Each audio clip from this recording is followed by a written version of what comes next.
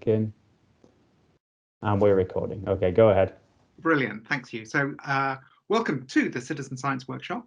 It's part of the ESCAPE project.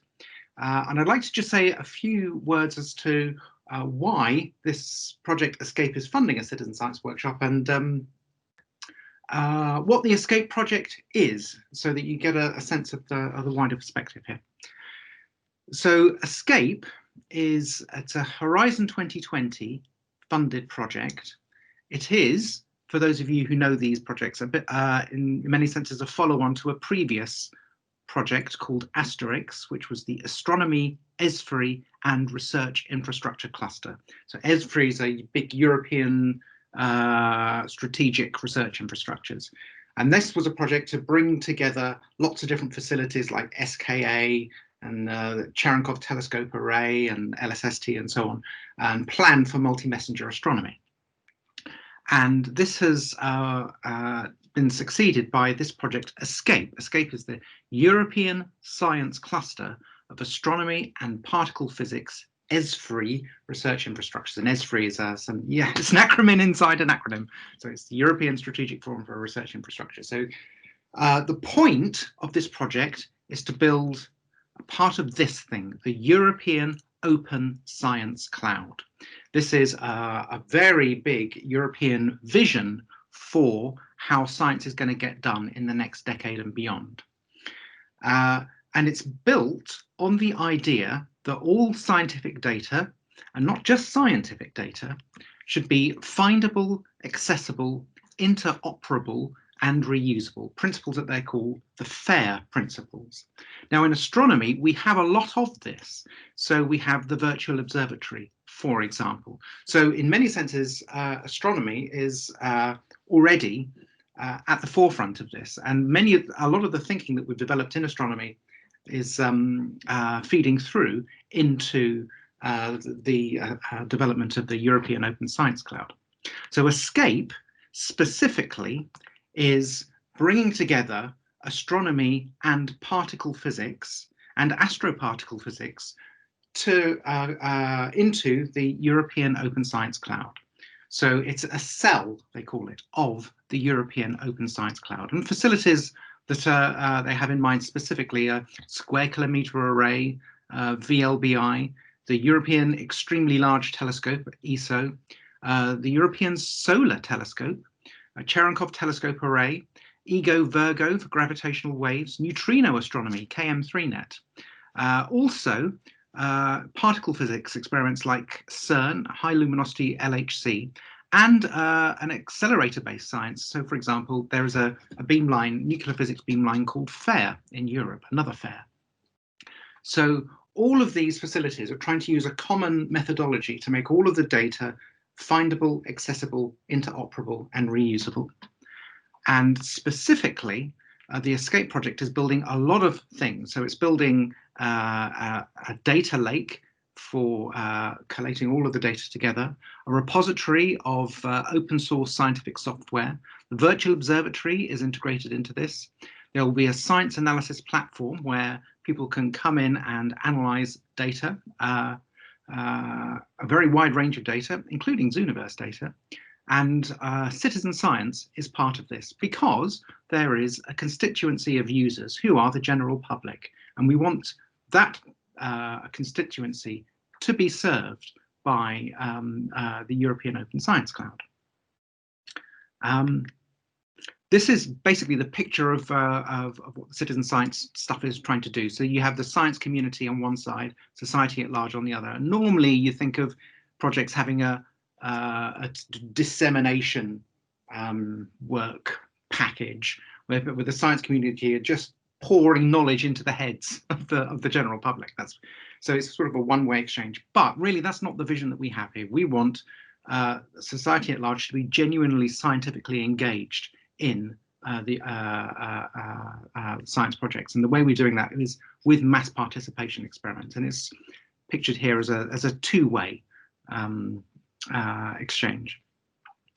And the important point here is that citizen science is not outreach. It's not that one-way exchange of pouring knowledge into the heads of the members of the general public. This is, and in fact, Chris will articulate this much better than I will, I suspect, in a little bit. But for my part, I would just say that just think of this as a biological computer, you know, a multi-headed hydra of volunteers who are pouring their sort of biological computational effort into your scientific problem. You could have 100,000 people, 100,000 volunteers doing some science for you, not because it's outreachy or teachy, but because the science is worthwhile. So what we want is to have science projects that are worthwhile. This is a way to help you do your science, not to teach people. Well, that's what, I mean, it can teach people stuff, but that's not why we're wanting to do this. So we're engaging a new community, the general public, in the fair, findable, accessible, interoperable, reusable use of the European Open Science Cloud via scientifically motivated data mining by volunteers. So that's what we want to achieve. I will just briefly say that at our own institution, we are involved in various BBC projects. It turns out that there happens to be a BBC production team at the moment asking for ideas for citizen science experiments. I can't really say too much about it because it's all still under development. But the episode provisionally broadly themed on stars and alien worlds, life, Milky Way's history, the universe, Big Bang, black holes, well, pretty much everything astronomical beyond the solar system, I would say, is within the remit. So there would be opportunities to promote citizen science experiments, or there could be opportunities to promote citizen science experiments that are developed here in this workshop to an audience for this TV series, and it'll be a Brian Cox series, through print items or whatever that we have yet to design. So I mean, we can't guarantee this, but this is certainly something that you know, a possibility we are actively looking into, seeing if we can get the magic mix and get everyone working together. And that's everything I wanted to say, really. Good luck with this. Think about the science goals you want to achieve, not just about the public engagement. This is not really public engagement. This is about doing something really interesting and useful scientifically. And that's everything I wanted to say. Hello, everyone. I'm delighted to be here. I should explain that I'm principal investigator of Zooniverse, have been since the project's beginnings, somewhere around 2009. And I want to take probably 20 minutes or so after that kerfuffle to really motivate. My aim is to motivate you to come back for the rest of this workshop. Now, the rest of the day we'll do that, I hope, through the wonderful examples and detailed case studies that we've got. But I particularly want to encourage you to come back tomorrow for the sessions on the advanced features. So what I really want to talk to you about is, yes, Adventures in the Zooniverse is a nice title, but I really want to talk to you about how doing citizen science online seemed simple and then has got actually, I think, complicated, in the sense that doing these projects well now requires a degree of thought that wasn't the case maybe 5, 6, 7, 8 years ago. Luckily, the wonderful teams who work with my team have built a series of tools. So it's not technical difficulty, it's conceptual difficulty about what science we want to do. Now, inherent in that argument is the idea that things used to be simple. And in fact, things used to be so simple that pretty much anyone with an idea could accidentally stumble on our particular brand of citizen science. So our first project, my first project, was this. This is Galaxy Zoo, circa 2007. I, at the time, was an astronomer interested in galaxy evolution. And to understand galaxy evolution, you want to sort galaxies out by their shape, by their morphology. And we had more or less 1 million galaxies, actually about 900,000 galaxies from the Sloan Digital Sky Survey, which at the time seemed like very big data. Machine learning was not up to the task, more on which later. And students were demonstrably reluctant to look at hundreds of thousands of galaxies. And so, building on some previous work from a team at Berkeley, who'd run a project called Stardust at Home, and some early pioneering NASA stuff involving looking at Mars craters. We created, without really thinking about it, this website. And it really was an attempt to do the simplest thing that worked. We asked the simplest possible question: is this a spiral galaxy or an elliptical galaxy? We did ask about the direction of spiral arms as well, and it provided some opt-outs for mergers and for stars. But basically, we're sorting galaxies into two categories. Volunteers randomly saw images. There wasn't any attempt to target particular effort to particular people. And the site was wildly popular. Our wildest dreams. We were, for most of the first week, receiving tens of thousands of classifications an hour. And really, it was that success of Galaxy Zoo that led us to go and build the Zooniverse. Partly because it was fun, partly because it turned out that this sort of distributed classifications of images was a problem that many researchers in many different fields were facing. And so there was demand from the research community, but mostly because the results taken collectively of the crowd produced excellent science. So it was nice to hear Stephen start with the fact this is an outreach. This is public engagement in the true sense of the term, in which both sides of the equation, both professional scientists at a university or an observatory and volunteer in front of a computer, are engaged in the same scientific output. They may be doing different things, but they're all part of the same team producing the same things. And so Galaxy Zoo kind of worked by accident. And as we built more projects, we discovered that the scope of what we could do was much greater than one might think possible. So lots of the early Zooniverse projects, for probably the first 7 years of the project, really, were deliberate experiments in pushing the envelope. And we went quite a long way from classifying galaxy images. So one that's relevant, I think, to this group is the Gravity Spy project, which initially used LIGO data, but is being expanded to use Virgo data as well, to sort through what are called in this world glitches in the gravitational-wave interferometer data. So these are plots of frequency versus time, and the brightness here is signal strength from blue up to yellow. And these are all events that were caught by, in this case, LIGO, which are not like the kind of astrophysical signatures that the interferometer has been built to look at. So Gravity Spy is a project where people look at noise for fun. And I like starting with this one because one of the hypotheses about Galaxy Zoo was that people like looking at galaxies because galaxies are beautiful. This is a hypothesis which is particularly popular amongst people who study galaxies, of course. And while gravitational-wave people do tend to believe that their data is beautiful as well, they don't tend to think that their noise is beautiful. The Gravity Spy is a project where people sort through this noise, they categorize it. That provides new catalogs of noise types. And there's been some really sophisticated and in-depth analysis of sources of noise in these very sensitive detectors based on the interaction of Zooniverse volunteers.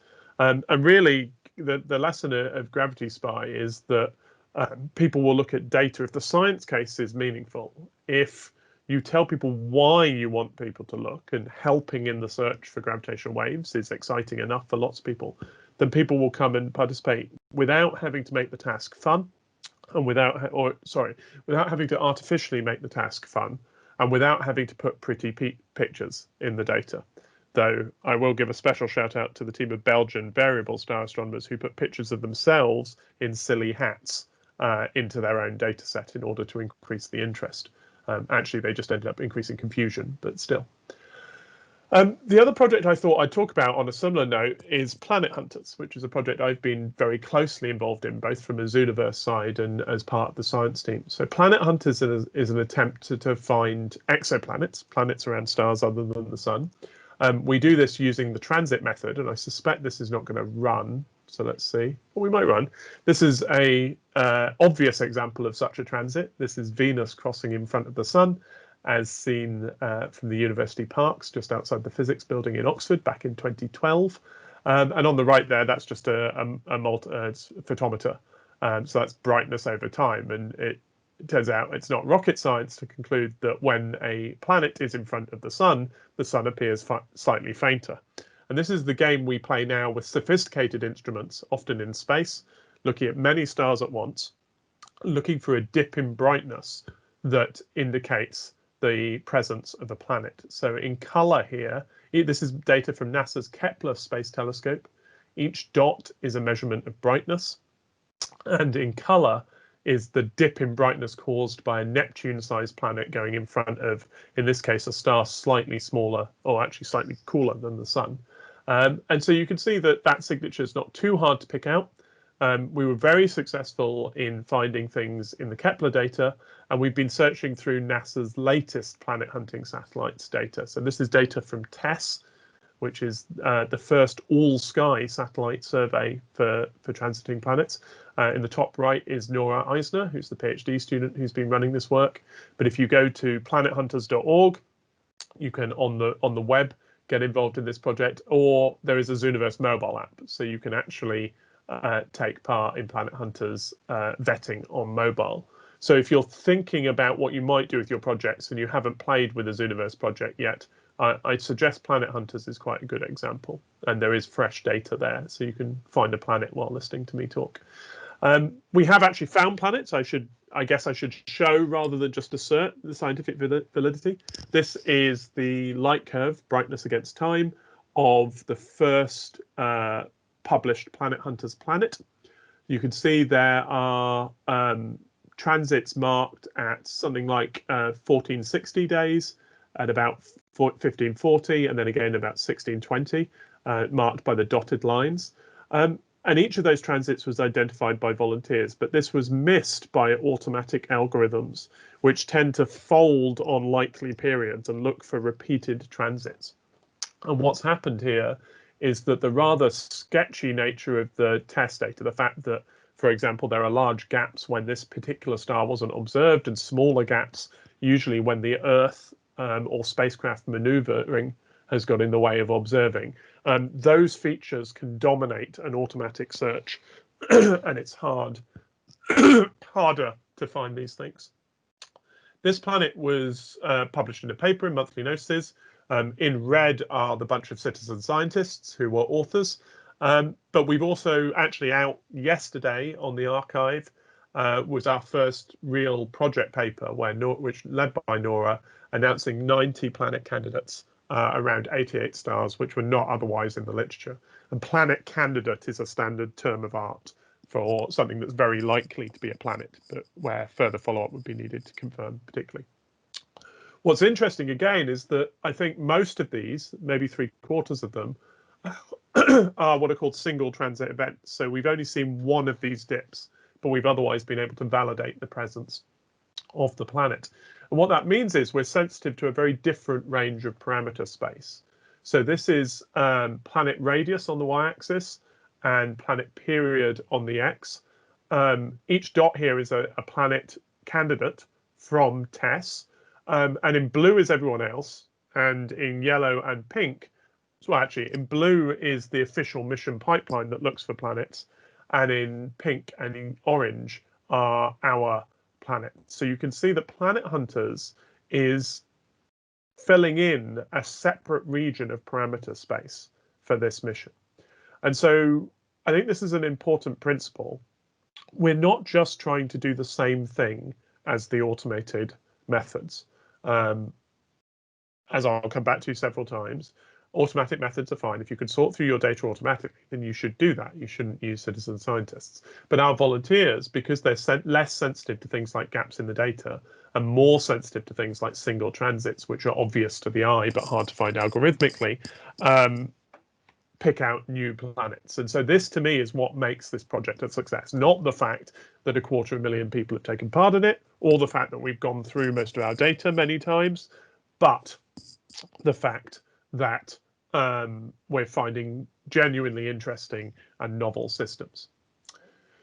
So, as I said, building these projects is technologically simple. We provide a project builder, which you'll get to know over the next couple of days. I hope you've used it already. And I'm really rather proud of this. I think the project builder does a complicated thing, allowing you to create an interactive citizen science website really rather easily. And it is deliberately designed to be opinionated. So you'll find it won't let you do some things that you might want to do. But usually there are good reasons for those opinions.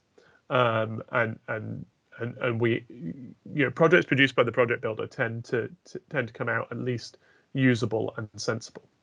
Then you launch your project, and then all sorts of amazing things can happen. So the standard version of this talk maybe then talks about the number of people. I've told you about the planets we've discovered.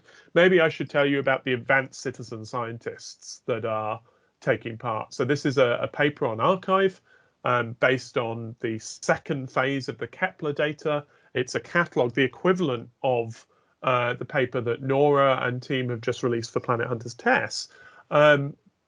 So this is a catalogue of single transits which have been spotted by Planet Hunters, observed in the data, and then followed up. But the authors here, Darrell LaCourse and Thomas Jacobs, are not professional scientists. These are citizen scientists who came to the field via engagement with the original Planet Hunters project and have got to the point where they're capable of writing their own papers and reporting their own discoveries without consulting us. Or actually, they would say without waiting for the professional scientists to get round to doing things. It turns out that motivated citizen scientists are rather less unencumbered by teaching and admin and all the other things that we end up doing. And so some of our Planet Hunters got frustrated with how slow we were and decided to publish their own stuff, which is brilliant. And this was accepted in Research Notes, which is a moderated rather than peer-reviewed journal, where the barrier is slightly less. You have to write a long technical paper, but the results are great, and people have followed up on many of these planets. You can, of course, go further. Tom, in particular, knows an awful lot about the field, and he read about the presence of exocomets, or the predicted presence of exocomets. So these are objects with an extended coma that would be in orbit around the star. And that coma, that atmosphere, if you like, means that you get asymmetrical transits, like these shark tooth transits. That's to do with the angle of illumination and all sorts of things.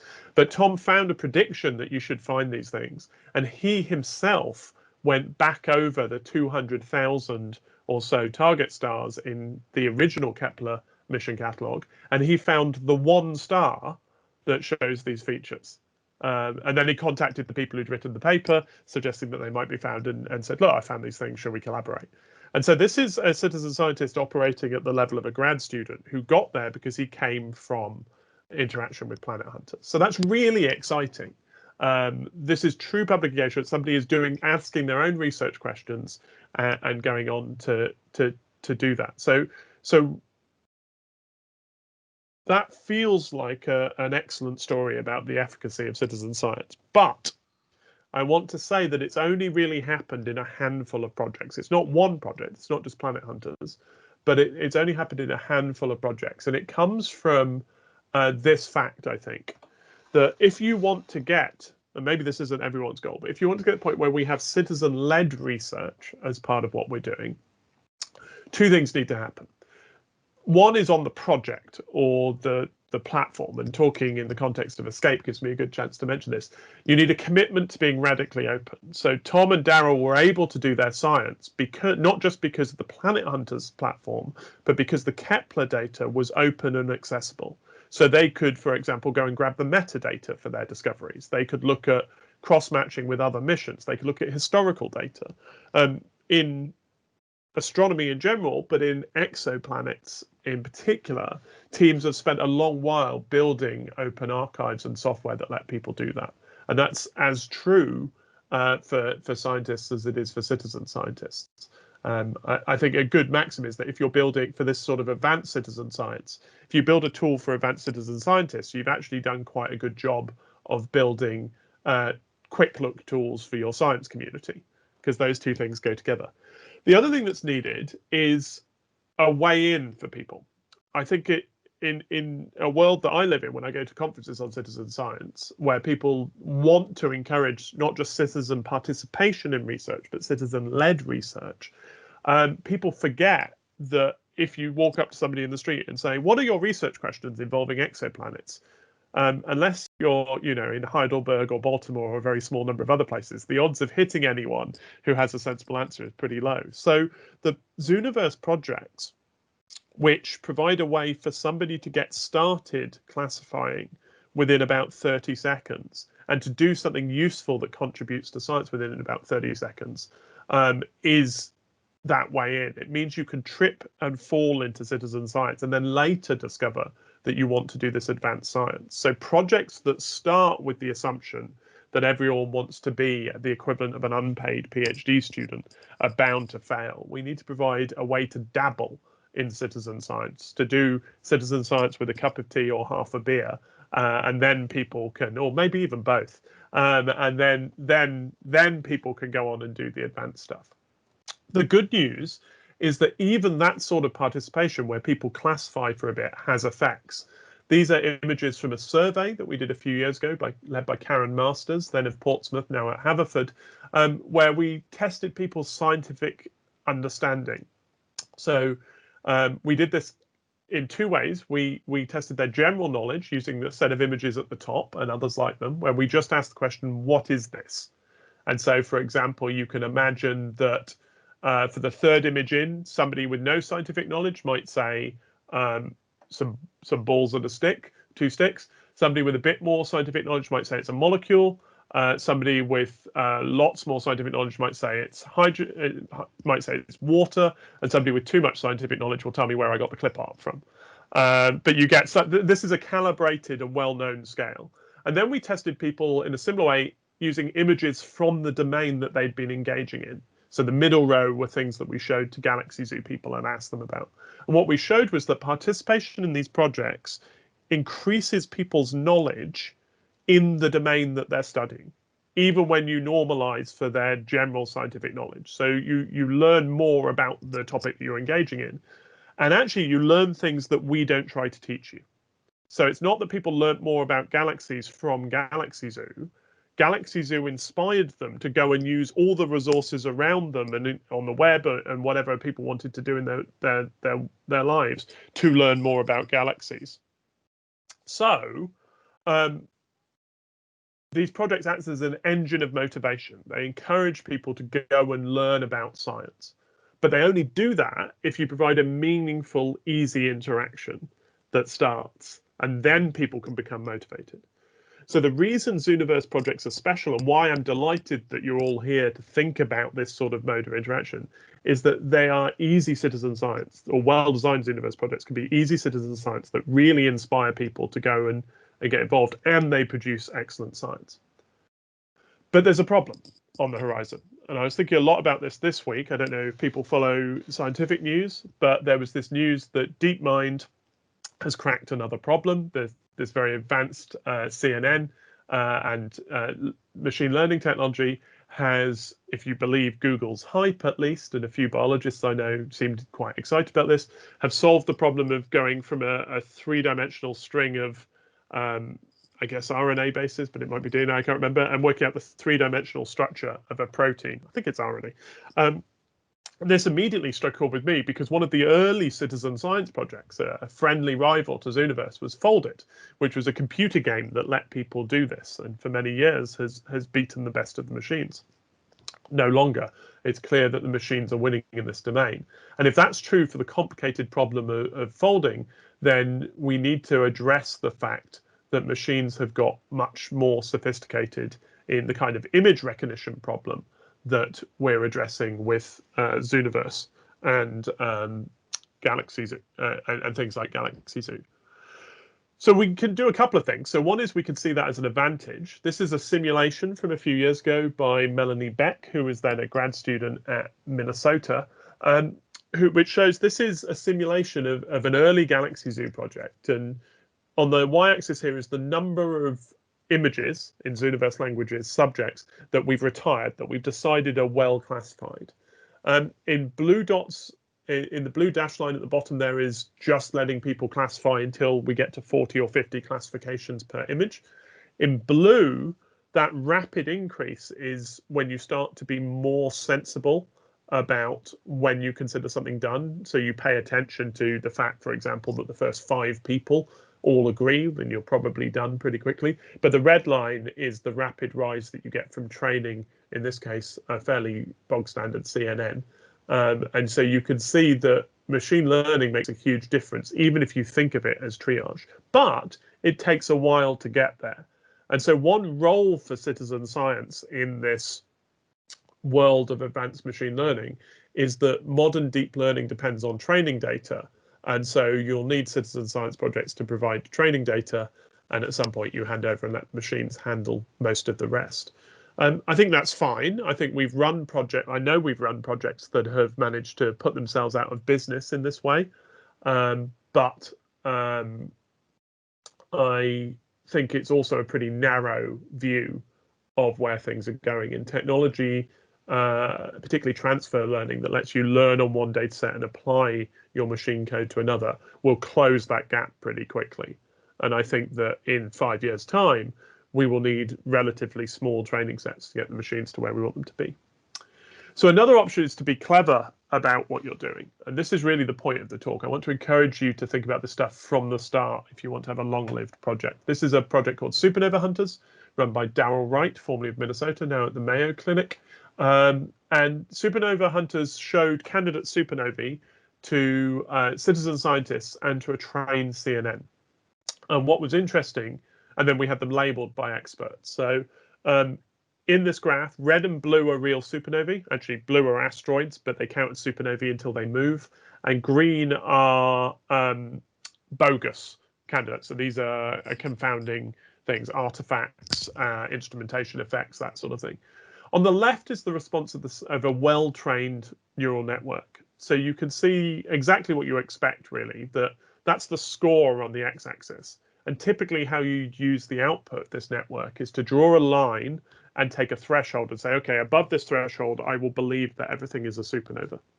And you can see that as you move that threshold, sorry, I don't have the graph in the slide deck, but as you move that line to the left, you'd get less accurate, but more complete, as one would expect, in a fairly smooth fashion. On the right is a similar graph from the responses of a small number of citizen scientists. And what you can see is that, again, the data looks fine, but it's not as smooth and it's not as well characterized as the machine. And what's happening here is that the human response is, in some sense, more interesting, but it's more scattered. They're more willing to deal with outliers, and they're more likely to be able to sort the really unusual stuff correctly. And the upshot of Darrell's paper is that taking these two different approaches and combining them gives you a better result than either alone. And so when one is thinking about machine learning in the context of these projects, I think it's tempting to think like our simulation here and think that the goal is to make the machine replace the humans. But actually, the goal is to make the machine and the human classifiers do different things that are both useful. And that creates a much more interesting interaction. So this is from an upcoming textbook on human-in-the-loop machine learning, which shows you how these systems are supposed to work, right? So on the left, you've got a stream of raw data coming from, I don't know, your telescope or your experiment or whatever. You take some of them, which are unlabeled. Maybe you're clever about that selection. Maybe you dip into the stream randomly. You then label those. You get your volunteers, your humans, to label them. They become the training data. You train the machine learning, and then you deploy that machine learning to label the rest of the stream. Then you go in and take another dip, maybe out of things that you think are interesting, maybe randomly. You annotate those, you retrain the machine learning, and you go round and round and round. You turn that handle until the machine and humans are identical, and then you declare victory. What I think you could do instead, and we'll hear about how to do this perhaps tomorrow, or to start thinking about how to do this, what you can do instead is to think about how to keep that human section of the loop interesting, how you manage to make them respond differently. And the way to do that is to let the machines deal with the bulk of the data that will always be boring, or at least conventional. And then, as in the gravity spy example that I started with, to use the volunteers to sort through the interesting and unusual pieces of your data set. So to summarize, building citizen science projects, Zooniverse style, is easy and fun, and you should all do it. However, thinking hard about how your crowd are going to interact with whatever machine learning you have on hand is really important if we want to build projects that are long-lived and not just tracing the god of the gaps of the training data, which will decrease quickly as your project ramps up. But if you do all of those things, then you can really make a difference to the experience of large numbers of people and how they think about science. And I think that's a really valuable opportunity.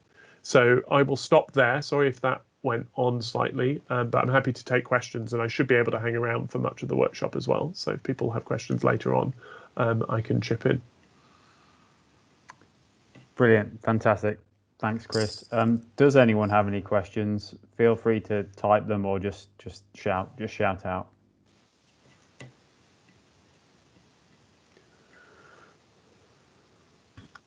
I may have a slightly unfair question, maybe.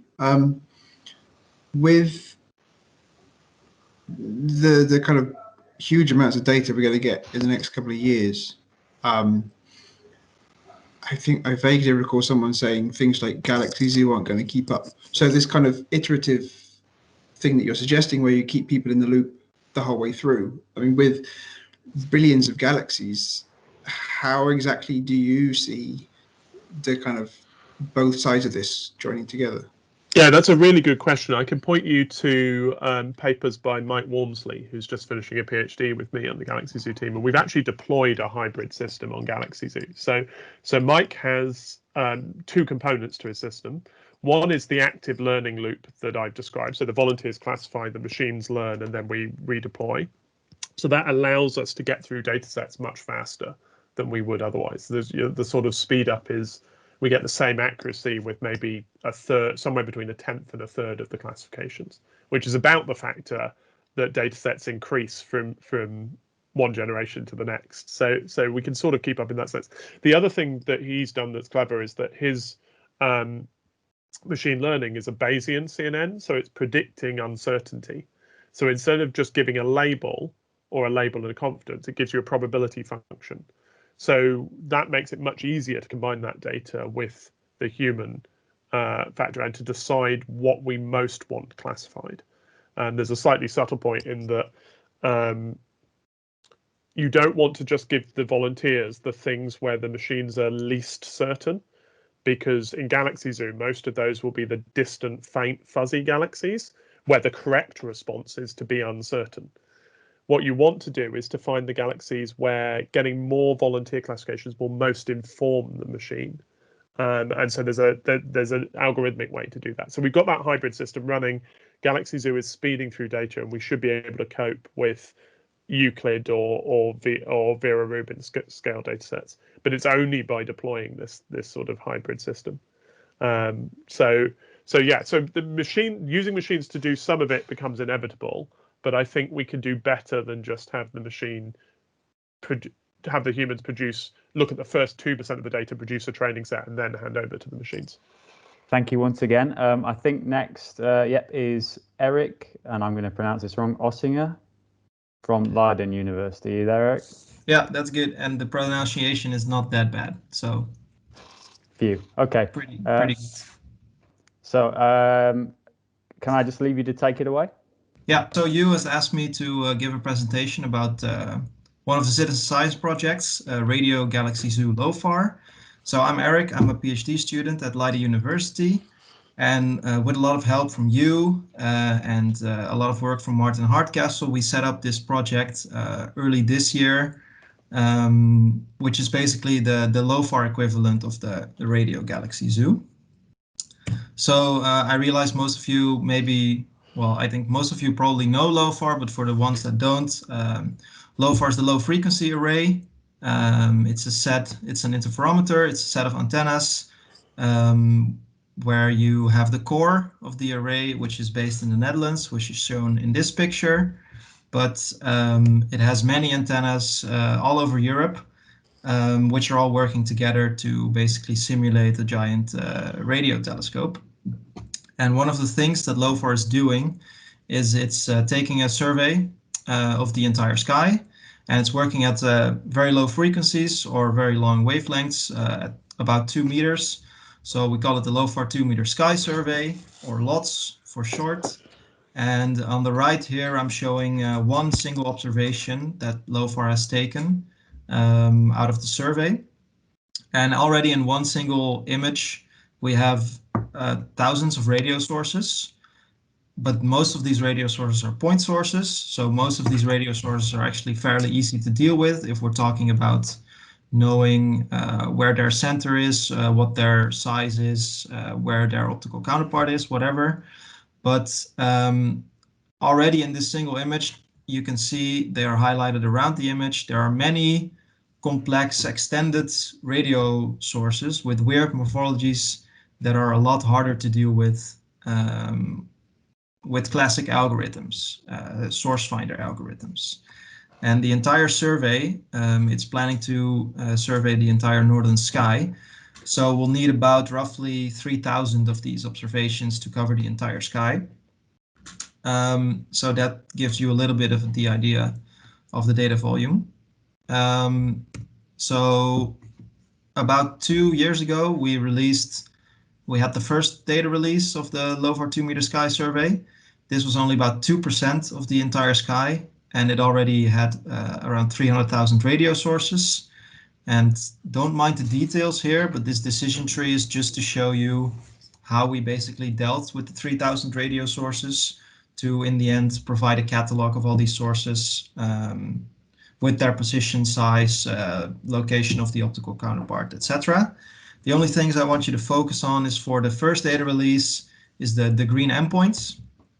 So for the first data release, about 13,000 sources required visual inspection from an expert because they were too large basically for our automatic source finders to classify correctly. And now that we're working through a lot more of the data, as we're approaching the second data release, we have more than 100,000 radio sources that are so complex that they require visual inspection. So you can imagine that we can't do this anymore by just letting experts astronomers look at these. So this is why we've set up the Radio Galaxy Zoo LOFAR. So what are the tasks that we're asking from our volunteers? So we're showing these kinds of images where the radio emission is are the yellow contours. They're visualized by the yellow contours, and the yellow contours are overlaid on an optical image on the background.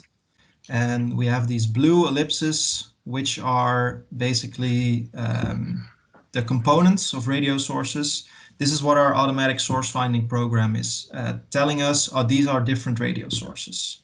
So the first task that we give the people is to try to associate the different components of radio sources. So as you'll see in this pop-up of the tutorial, basically the task is for this solid ellipse, can you mark all the other ellipses that are part of the same radio source as the one where the solid ellipse is? Because the sources are so large that the automatic algorithm is breaking them up, and we'll try to put them back together. The second task that we're giving is identification. Also, for the small sources, it's kind of easy to find the optical counterpart because it's usually just below the radio source. But for the large extended sources, which are maybe bent in weird ways, it's very hard to automatically identify the optical counterpart, while a human can sort of easily, in most cases, see, okay, the radio emission is probably originating from this galaxy right here. So the second task is marking the optical counterpart, the optical identification. Right. So the two tasks together, this is a picture from the tutorial, would look like this if you have a completed task where the volunteer has selected all the dashed ellipses that go with the solid ellipse, and it has selected the corresponding optical source that is generating the radio emission.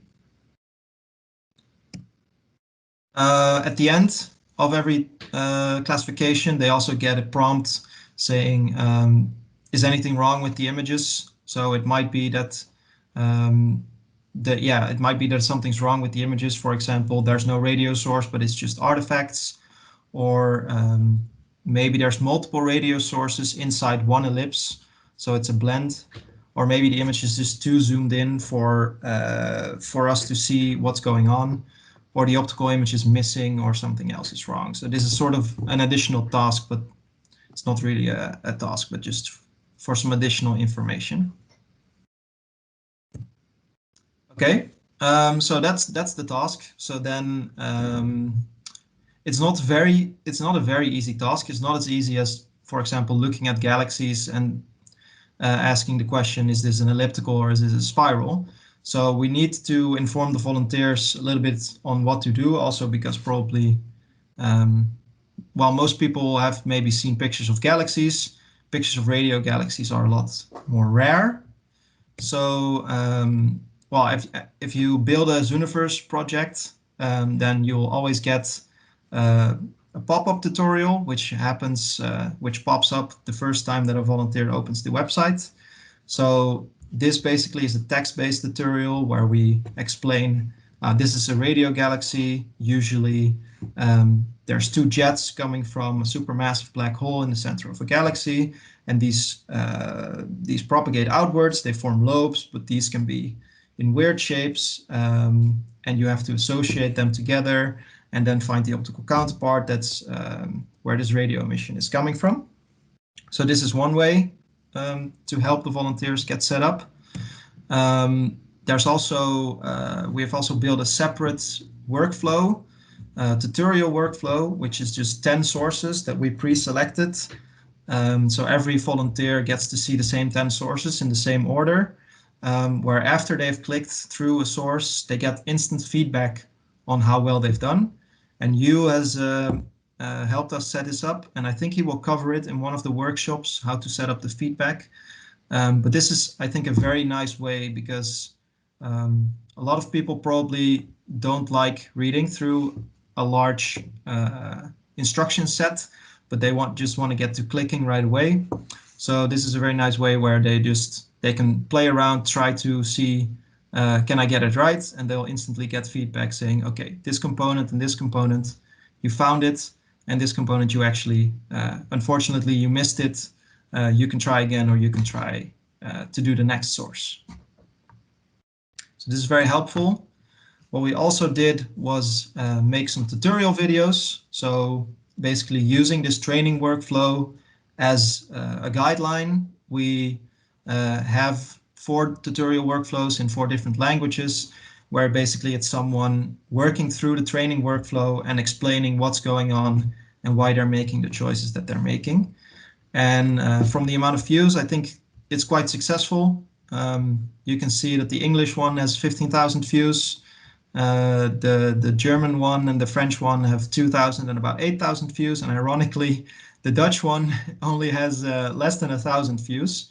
But I'll attribute that to the fact that the Dutch people are good at English, instead of it being that the Dutch people don't care about radio astronomy, hopefully.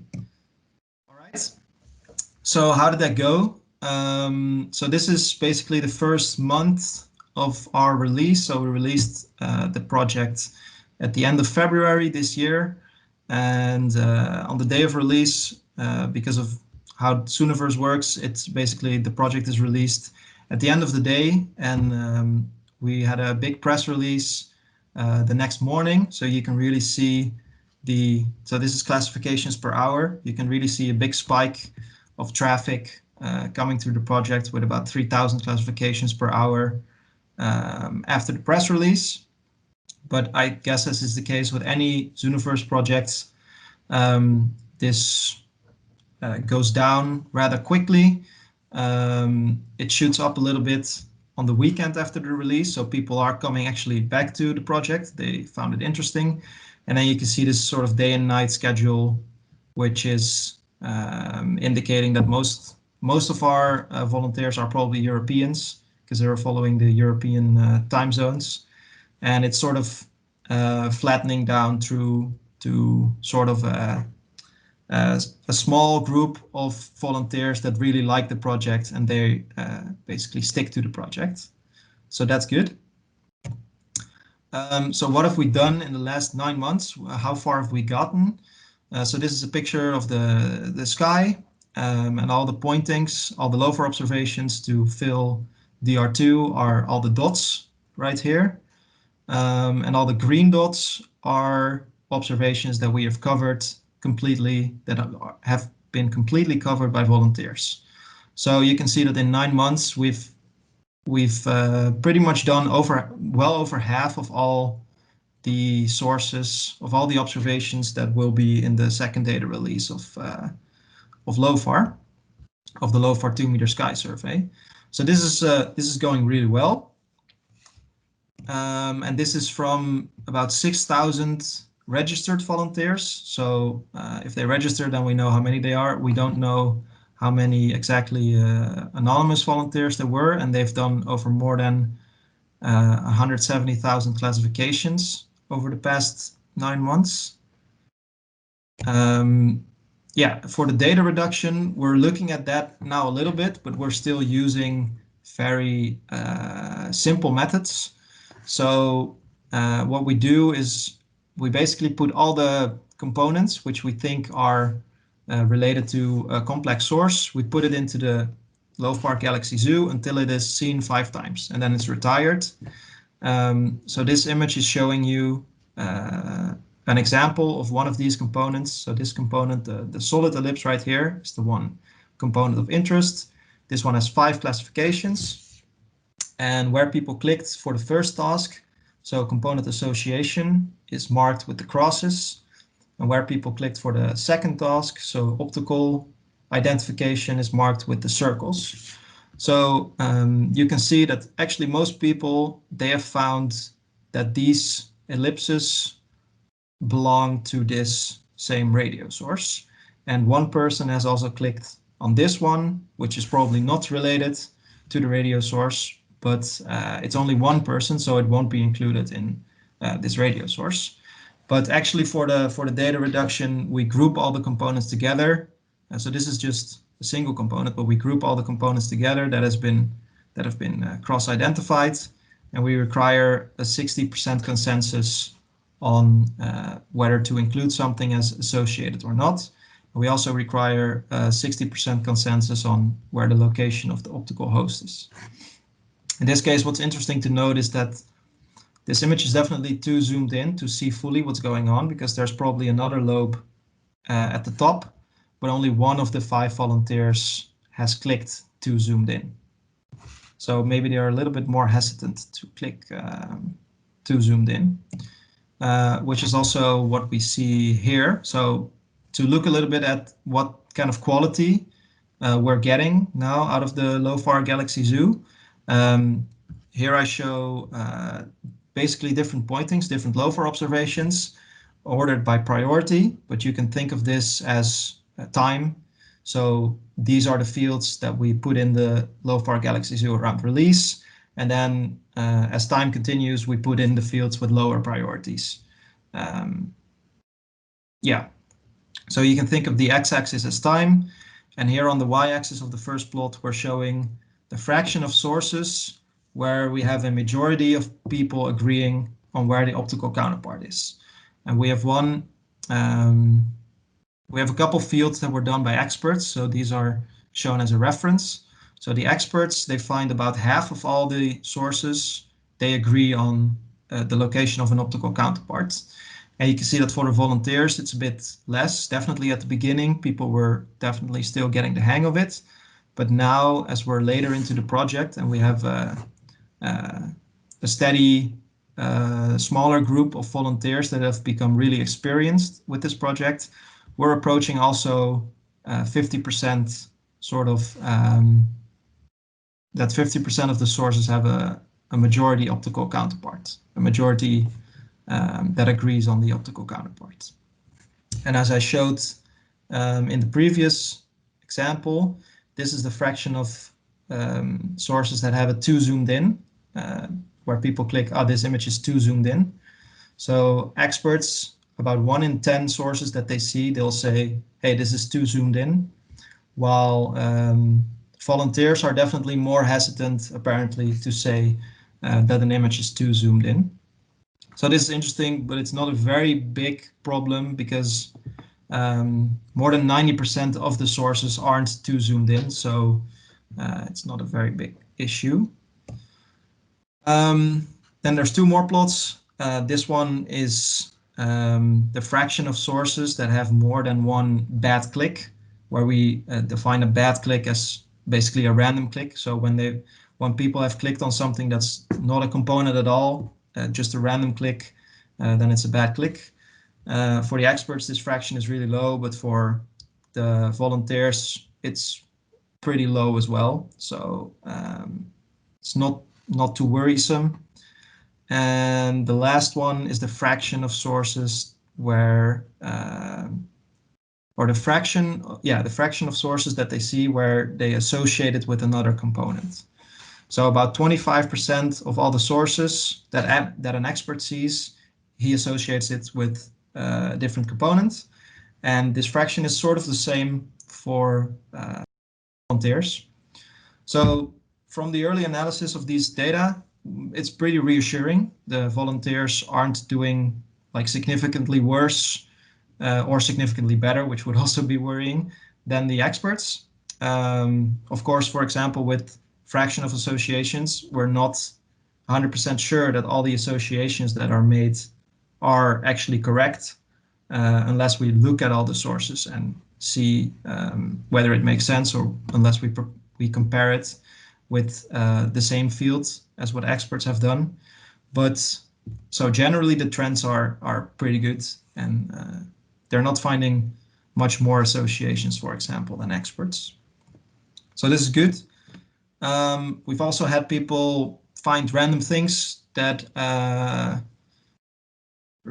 come really out of the blue. So for example, on the left here, someone has found this pretty weird galaxy, which is probably a warped spiral galaxy. But when I saw it, I thought also maybe it's an outflow coming from this galaxy. But we're still looking into this with so we wanted to do follow-up observations to get the redshift of this source to try to estimate how big it is, but due to COVID, this was a little bit delayed.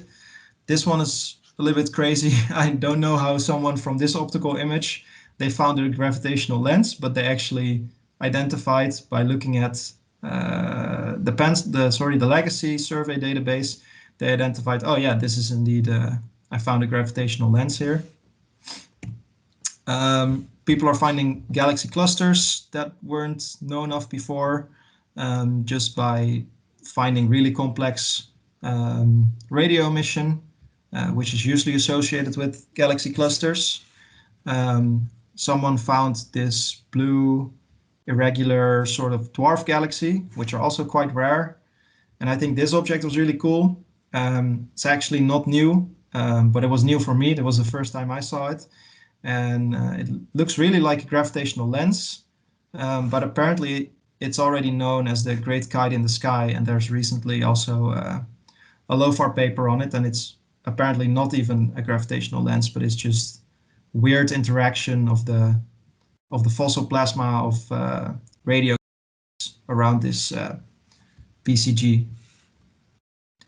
Yeah, so I hope I've given a bit of a showcase of one of the projects that is on the citizen science website, on the Zooniverse website, the LOFAR Galaxy Zoo. It's working quite well, but it's still in early stages. So we're still continuing with it, and I'm happy to answer any of your questions on it. Thanks. Thank you, Erik. That was really good. Echo. Cool. Does anyone have any questions? Yeah, I have one. I was wondering about your 60% consensus rule. It seems like it could be a bit low, or why do you not require more of a consensus? Yeah, so when you look at this consensus rule in the context of just one component, then it would mean that 3 out of 5 people agree on the location of an optical counterpart. But when you look at this consensus rule in the context of when you're grouping all the components. So for example, this source has 1, 2, 3, 4 components that are all associated. Then we're showing the image to 20 volunteers. And then we require, that a bit more than half of the volunteers agree on where the optical counterpart is. This number, I think it was calibrated on what the experts were doing before. So I'm not quite sure if there's more thought behind this 60% right now, but it might also change still for the second data release. But it's easy to take this number for now, and we can look at it in more detail when we look at the data analysis also in more detail. Right. Okay. Erik, I had a question about your first serendipitous object. Yeah. Is it definitely not a gravitational lens? Because I mean, it looks vaguely consistent with being an arc in a lens cluster. Yeah. This is one of the possibilities that was also raised, but there's not really anything that's that could be doing the lensing here. So we didn't really identify any heavy objects or like galaxy clusters nearby that could be doing it. So we think it's more likely that it's a warped spiral than a gravitational lens, because we don't really see any lens. But it does look like it. I agree. That's one of the things I thought as well. But there's not really anything doing the lensing. Really interesting. Yeah, it's really cool what people are finding. They're also, because the volunteers, as was already mentioned, they are, when they see an interesting object, they're by themselves looking through other, as you see in this post, for example, by themselves, they're looking through other means of data, like this one has gotten a cutout of the legacy survey, and they're investigating already these objects by themselves before we even get a chance to look at them. So that's really cool. Yeah. And it makes me wonder whether it would be feasible to direct people to using Aladdin or ESA Sky or one of these virtual observatory tools if they want to try their own rummaging of astronomical data. Yeah. We actually had one of the volunteers make an entire tutorial post about, hey, how do I look at ancillary data on different objects? How do I find the RA index of the images, because it's in the metadata of the images, and we're linking that now from the field guide of the project. So actually, one of the volunteers wrote a tutorial on how to find additional data. So that's really cool. Yeah. Wow. And just to add a comment on that, Stephen, Galaxy Zoo already includes links in its metadata to the Sloan Digital Sky Survey Explorer. And in one of tomorrow's tutorials, I will show people how to add links to their subjects, what we call metadata. So if you know that there is another data source that people might be interested in, you can direct them to it quite easily. We're kind of overrunning, so unless there are any really pressing questions, I think we should probably move on to the next speaker. Thank you once again, Erik. That was really good. Yep. So the next speaker is Sophie from Glasgow. I would like first to thank you for inviting me to present this project. This is something that is only starting, but the project is going to enter the review process probably in the coming days, and then shortly I hope will be available for everyone to participate on the Zooniverse. It's something that has been designed at the University of Minnesota, but I just a few months ago changed institutions, so I'm now at the University of Glasgow, but we have still a number of people at the University of Minnesota working on this, and it's funded by a NASA project, which goal is to study solar jets. So I will present all of that. I will first say a few words on the scientific reasons to do this, and starting by what are solar jets, why they are interesting, and then going further to why citizen science approach is actually very appropriate for our science, and how we design the project and what we expect will be happening. So solar jets are actually not always easy to define, because even among experts, we sometimes argue about what is a solar jet. So, but broadly, it's a collimated ejection of hot plasma in the solar atmosphere, most of the time in the corona. And you have here the first images of solar jet that was observed in soft X-ray a long time ago already. And so you just see some part of the solar corona, and at some point in a few minutes, we see this ejection happening.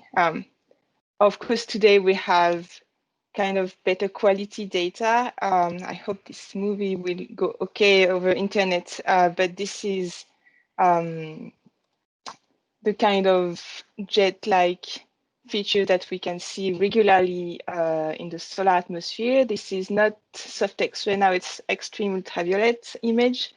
But again, it's whether it's extreme ultraviolet or soft X-ray, it means that the plasma is hot because it's emitting in those wavelengths. So it's really what we say hot plasma ejected from the sun. And we actually see jets in various places of the sun, of the solar atmosphere. It could be in different places, such as the boundary of coronal holes, which are very cool places in the atmosphere. It could be in active regions where the solar flares are happening. It could be in regions of the sun where nothing else is happening. So it's that we kind of see those kind of jets everywhere, and they also have various shapes and sizes.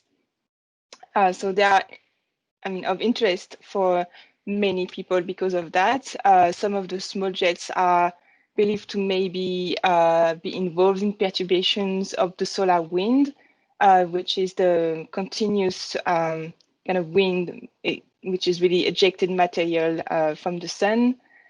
Some of this is also associated to the acceleration of escape of energetic particles, and maybe even other things that I'm not too aware of. My personal interest is in the escape of energetic particles. And in fact, this is due to the fact that we believe those jets are arising after magnetic field reconnection. And so this is kind of the small cartoon that we have here. We have reconnection of magnetic field line in the solar corona. And this usually is followed by energy release that could be heating of the plasma, that could be acceleration of particles, and that could also sometimes give birth to a jet that is schematized here. And usually a jet seems to, the plasma of the jet seems to escape the sun because it's evolving along magnetic field lines that are connected very far away in the interplanetary medium. And so that's very interesting because if we have here reconnection with particle acceleration, the fact that in the case of jet, we have reconnection with open magnetic field lines means it's a natural way for those particles to escape the solar atmosphere and reach planets and the interplanetary medium. So that's a very topical subject in solar physics to understand this problematic. But even with all those reasons to be interested in jets, there have been only a few statistical studies of jets. And so even if in some cases we have seen a correlation between particle escape, for example, and jets, we don't know exactly how often this is happening. We don't know how relevant jets are to the general principle of particle escaping the sun. We don't know exactly how the energy partition is also between the jets and the flare, the particles, etc. And one reason for that is that we don't have a very usable catalog of jets, and this is the whole problem that that will be addressed by the citizen science project. But before going to that, I just want to point out that in solar physics, we have the advantage, I would say, that we have a huge data set of observations and images. And for this talk and these projects, we are using extreme ultraviolet observations from SDO, the Solar Dynamic Observatory, that was launched 10 years ago, and has in particular the AIA instrument that is doing continuous observation of the sun, because it's at the Lagrange point L1. It's just never has eclipse, almost never has eclipse. So it's continuously observing the sun, the full disk of the sun, with what we call high spatial resolution, and with a 12-second cadence. And this cadence is true for the 7 EUV wavelengths that we are observing. So every 12 seconds, we have this high resolution image in each of those wavelengths. So we have really a huge data set of high resolution, high cadence images to look at, and where we can try to find jets. So of course, with this huge amount of data, people have been trying to design automated ways to detect features. And so especially with these SDO AIA images. And we have here an example of an automatic detection of what I alluded to, that are coronal holes. In those images, they are seen as dark spots in the solar atmosphere. And so this is the result of this automatic detection. It seems to work quite well now. Another example is detection of flows in the solar data, trying to see plasma erupting from the sun. And this is an example of flows that have been detected. And this is actually very close to what can be done for finding jets, because we are trying to find plasma ejected from the sun. Unfortunately, those methods didn't work to find jets consistently. And in our database for solar events, the jets, when reported, have been reported manually by human users just looking through the data. And they are not reported through automated detection from algorithm. And in fact, this is kind of a problem, because even if we have jet events that have been reported by humans, usually this kind of reports are very basic. It would be something like, oh, I've seen a jet or several jets in this lower corner of the sun on that day, but there is no precise information on when exactly was the jet or how many jets were there, and what was the exact position. And so when I started my postdoc at Minnesota 3 years ago, I wanted to do a statistical analysis of jets. And I realized it would be very hard, because first I have to find a good data set. So I had a student working with me, undergrad student, and she has been working a semester, not full time, but still spending a lot of time looking through data. And at the end of the semester, she had a list of 70 jets, which was already great, but I needed to cross-correlate with flares. And after the cross-correlation, only 30 jets were good for my science purposes. And so 30 was good enough to start a small statistical study, but this is kind of a limit, kind of a low number to really do good statistics. And so at that point, I was like thinking what my student just did should be done on a much larger scale, to be really able to identify as many jets as we can to do those kind of statistical studies after. And that's when I started to think, well, she was really at the beginning untrained in solar physics, and she very quickly was becoming an expert as just spotting jets because she just spent so much time looking through the data. So it seemed like something that volunteers in citizen science setup could do quite easily as well. And I was happy. I was lucky enough to be working at the University of Minnesota, and so by kind of chance, I mentioned that idea to you, and that's how I got involved in actually designing a project with Zooniverse. So as a summary, why really citizen science is appropriate, or maybe even the best approach for this problem, is the human eye apparently is best for the detection of moving features in movies, such as solar jets. And we already tried the automatic detection by algorithm, and this didn't work. The amount of data to examine, to look at, is really big. And the work can be achieved, I think, after minimal training to recognize a jet. And which is also a good thing is that I think it's also something that will be attractive for volunteers.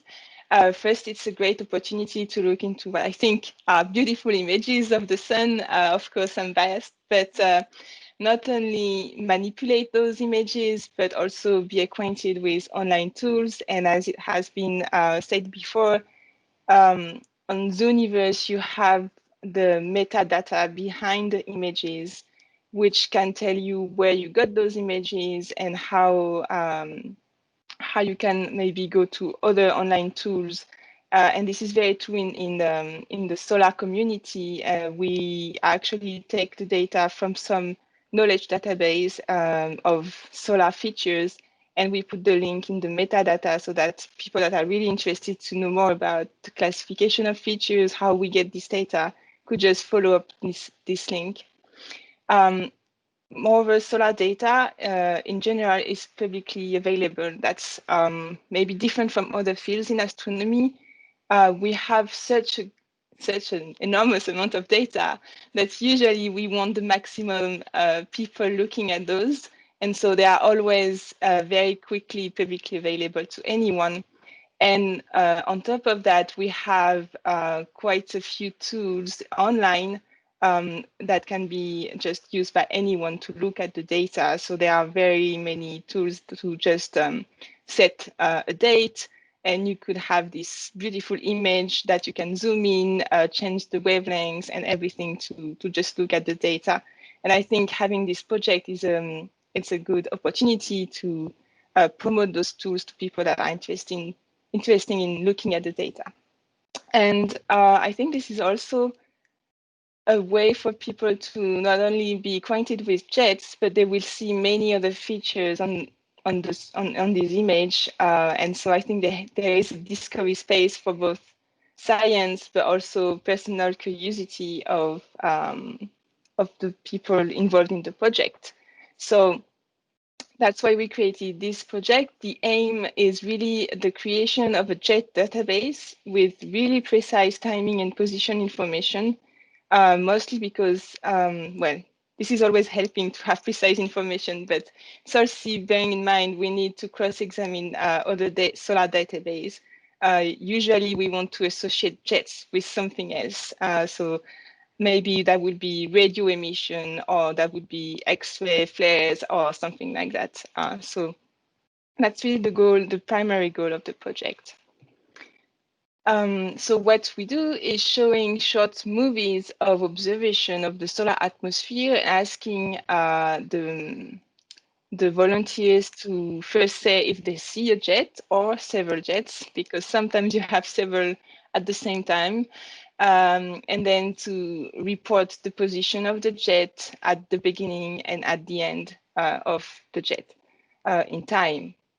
And we also added the possibility to actually draw a box around the jet that will tell us also size and extent, shape of the jet. So this is using the feature of Zooniverse, which is the movie strips. So here you can see at the bottom, I think there's 15 frames that you can read as a movie, or you can go frame by frame looking at an image of something that could be a jet here.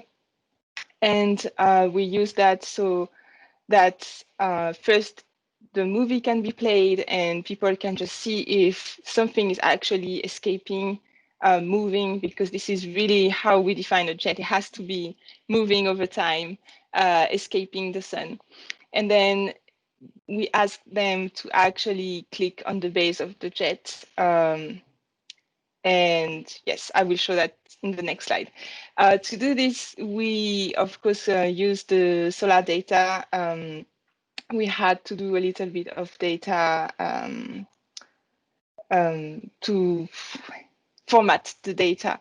And for that, we actually used existing tool from the solar community, and we made this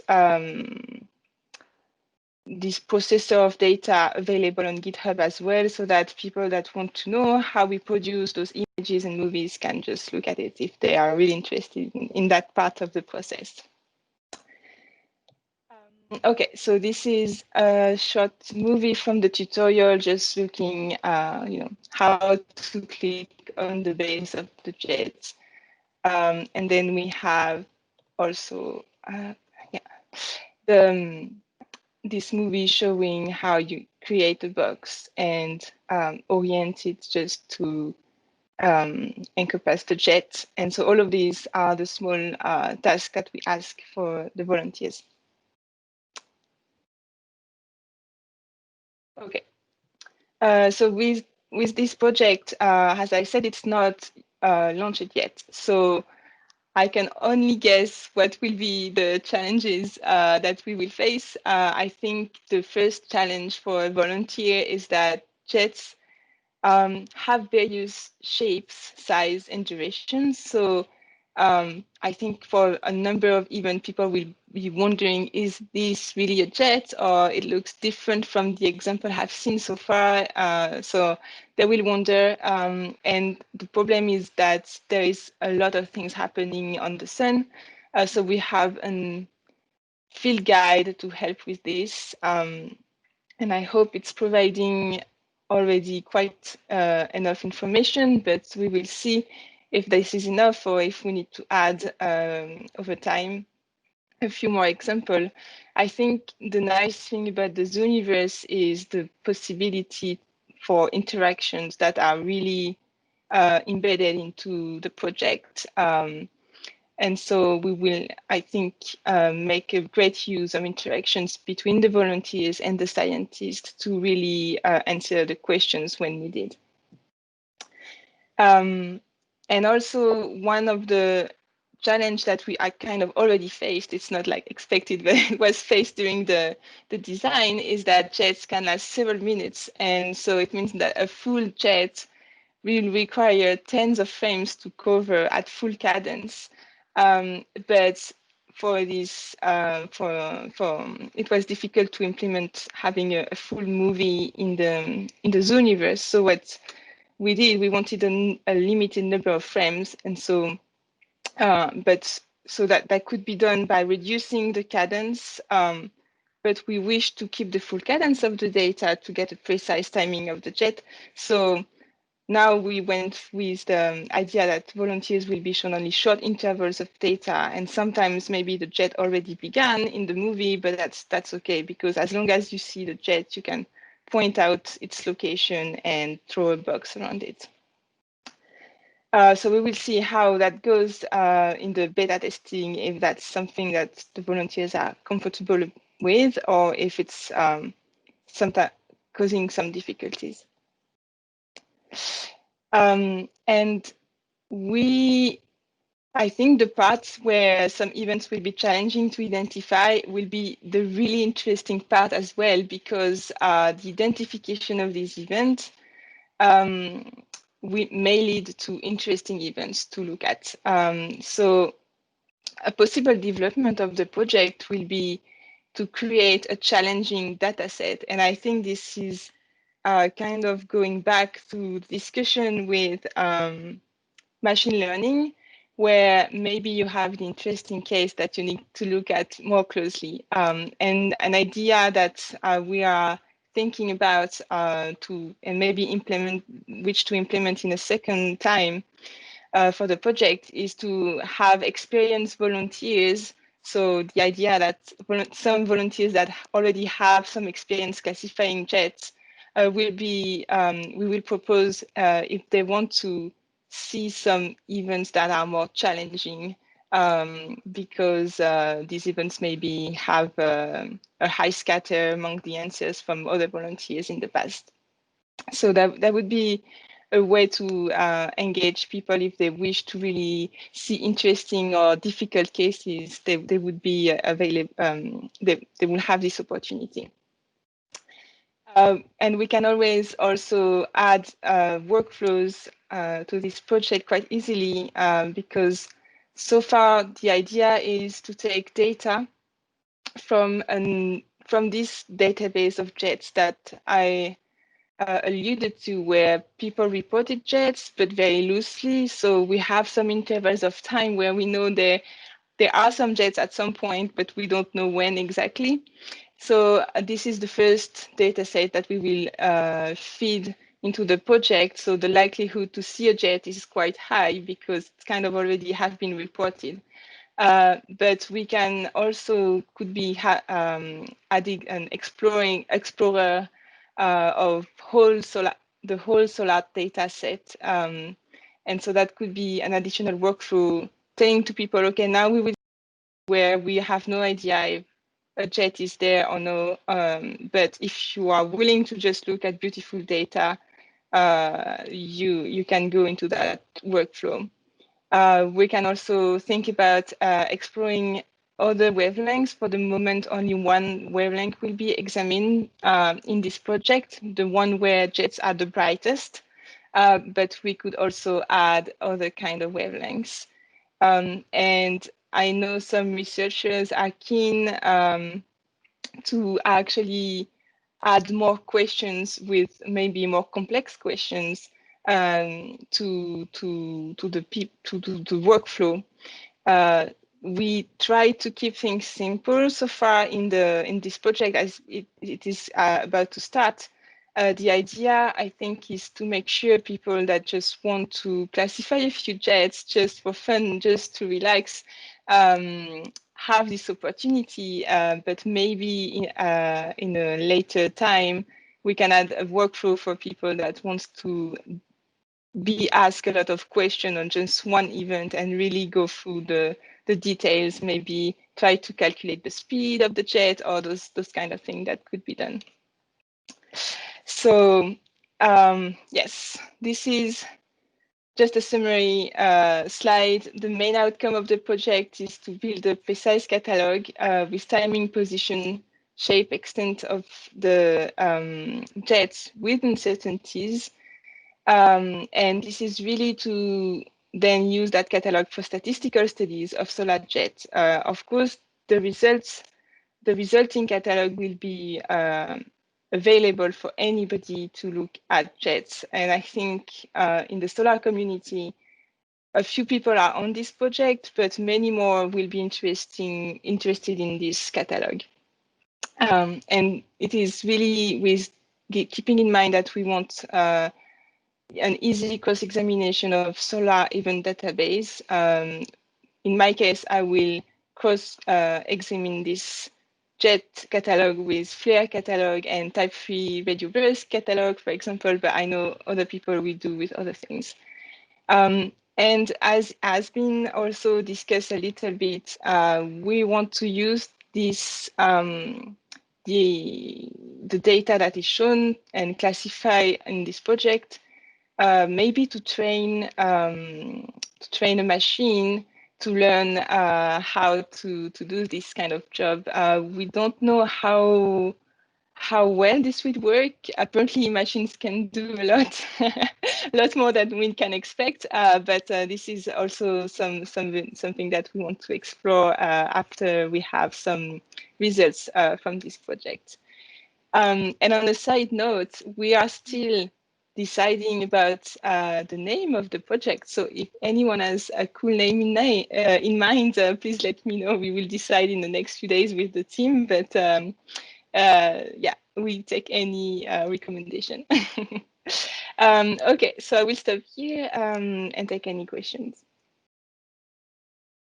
Brilliant. Thank you, Sophie. Thank you so much.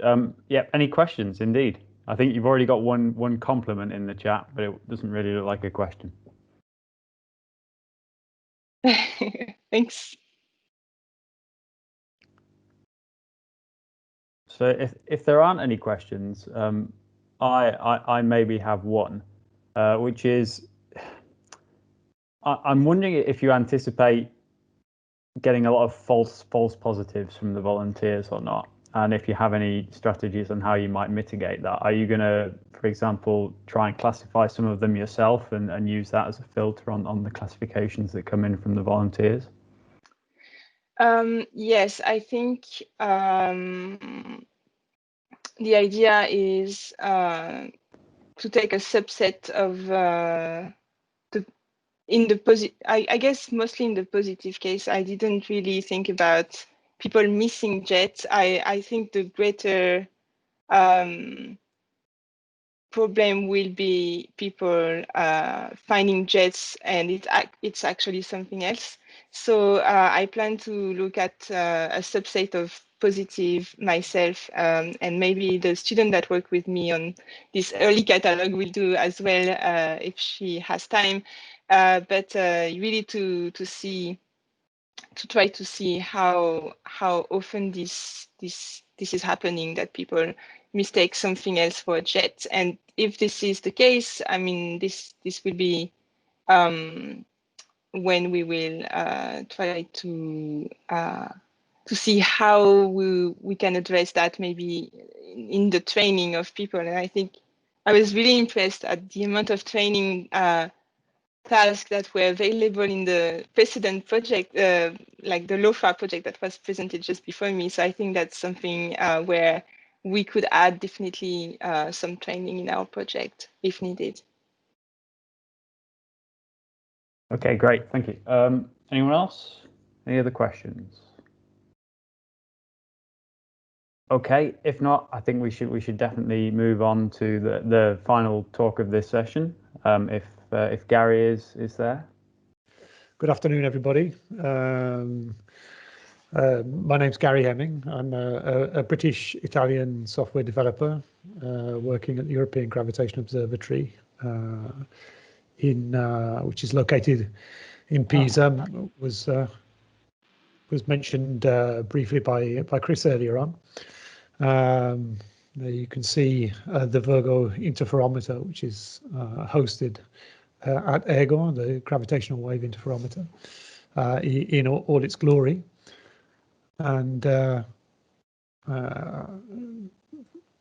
Virgo is a collaboration of more than 600 scientists, researchers, technicians. And just sorry, one check. Hugh, can you still hear me? Okay. Yes, I can hear you. Yeah, Yep. sorry, I just had an error message on my laptop, so just to make sure you could still hear me. Thanks. And so apart from working at ERGO and being part of the Virgo collaboration, I'm also the technical manager of a project called Reinforce, which I'm going to present to you today, which is a project that receives funding under the Horizon 2020 framework within the Science with and for Society program. And it's been designed with the aim of bringing large-scale research infrastructures and society closer together. Its goals are it has several. It aims to create a working community of practice, so involving both researchers and citizen scientists, to create a community to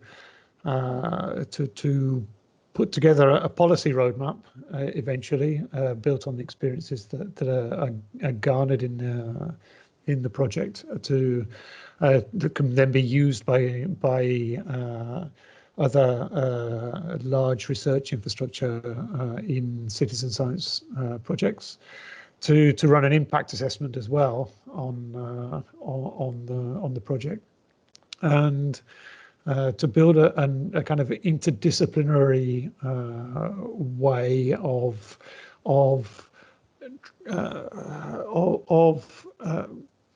building a family of different projects under the same broad banner, let's say. And it has a focus on trying as well to look at the idea of accessibility and diversity in these kind of projects. And so it has specific initiatives dedicated, for example, to senior citizens, to people in rural areas with limited broadband access, and it's kind of underscored by several initiatives in the area of the promotion of gender equality. So it's going to implement 4 different demonstrator projects on the Zooniverse platform. And so you can see in this slide that each of them deals with a different area of physics. And so obviously the one closest to my heart here is the gravitational wave noise hunting. But there are also additional demonstrators, so we can have a look at those. Have a look at those now. And as I said, they're all being developed now in Zooniverse. The project itself actually began just over a year ago, at the beginning of December 2019. And so these projects have been under development now for the past year, along with various aspects of the overall project. And they're due to go online in the middle of 2021, all being well. And Zooniverse is actually a partner in the project as well. So obviously we're able to really build on the experience that the Zooniverse team have developed over the past few years, and that's been for us obviously an invaluable point of feedback and assistance in the development of these different projects. Now, I mentioned before that one of the sort of key areas of Reinforce is making what we produce and what we provide to people to be as accessible as possible. So to that end, we are, as part of the project, also developing a tool, a specific software tool for the sonification of data. This has been developed by a very specialized team in Buenos Aires in Argentina, which is being led by Beatriz Garcia and her team at CONICET. And she's working also with Wanda Diaz Merced, who many of you may be aware of her work. She's also involved heavily in the development of this software as part of the Reinforce team. And the idea being that all of the data that we represent in Zooniverse for each of the demonstrators won't just be displayed in a traditional visual format, but they will also be represented in audio formats. And users will be able to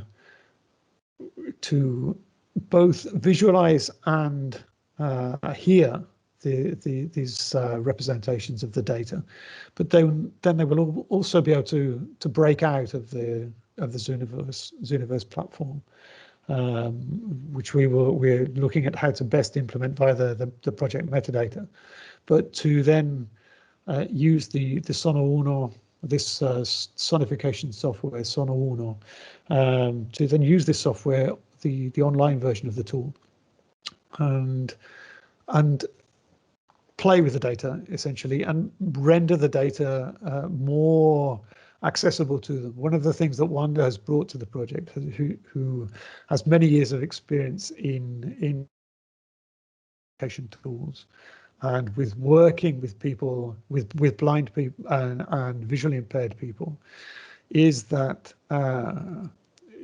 she has explained to us the difficulty of just creating a single, or the facility with which you can just create a single audio representation of data. But whereas that may be appropriate for some people, many people who are able to interact with that data only through an audio format will not find it useful. So what Sono Uno will be able to do will be to allow people to play with the pitch, to play with the tempo of that sonified data, and to be able to really begin to characterize it in a way that they find more comfortable. She has these great stories of playing sonified data to students in her classes, and half of them being very happy with what they hear, and the other half being completely disgusted at what they're listening to. So we're trying to think of a workflow for people that allows them to best play with the data, let's say. So there's a screenshot here of this Sono Uno tool, which is available in a GitHub repository via the Sono, and which users will be able to use. So on to the actual demonstrators themselves. So the first demonstrator I'll talk about is this gravitational wave hunting demonstrator. Now this is a kind of a near relative to the Gravity Spy project that Chris talked about before. In that some of the functionality is quite similar. But it's kind of a complementary tool, I think, is the best way to look at it. And what we're looking to do is, as Chris mentioned before, we have this data which is very glitchy, as we call it, these glitches which render our data less clean. And these gravitational wave interferometers are incredibly sensitive pieces of machinery. So the amplitude of a gravitational wave signal passing through them is of the order of 10 to the minus 21 meters. And they solicit movements in cavities in the interferometer arms of 10 to the minus 18 meters. So these are incredibly small distances that we are trying to measure, which means that we are sensitive to any kind of noise that you can imagine, seismic noise. In the case of Virgo, which sits 20, 30 kilometers from the sea, from the Mediterranean coast, we are heavily affected by our sensitivity is heavily affected when the sea is rough. We're affected by the tidal motion of the sea. We even have to compensate for the tidal effect of the gravitational pull of the moon on the surface of the Earth. So these are incredibly sensitive pieces of equipment, which means that we end up invariably with lots of what we call glitches in the data, which over time many of which we've come to be able to understand, but some of them there are so many of these things that we're still trying to understand them, but and we're getting better all the time at automatically filtering these out. Our pipelines, which are constantly analyzing the data, either when we're in an observation run or in offline post-run analysis, are constantly being improved. But what we want to do is to provide assistance for the machine learning algorithms that are being developed as well to improve this. So by doing a standard classification procedure similar to what is done in Gravity Spy, but we're also looking at ways in which we can, two areas basically. One in particular where we're looking at whether we can take data from auxiliary channels. So we have our main gravitational wave strain channel, which we observe to try and determine the passage of a gravitational wave through the interferometer. But we also have a whole series of auxiliary channels. We have, within our data acquisition system, we have more than 2,500 slow monitoring channels for environmental data alone. Which are collecting data at different frequencies, and within those we have a whole series of lines, for example, which are we can associate to different noise sources, and many of which we have been able to understand over time, but others of which we still don't understand. Some of which are transient, some of which appear, disappear. We have whole teams of people who are dedicated to the understanding of these sources of noise in our data. So one area we would like to where we would like to push this demonstrator eventually is to be able to involve citizen scientists in helping us to understand these, to look for correlations, to identify patterns, to recognize families of these things, forests of lines that appear, or lines that appear in a cone-like structure, and so on.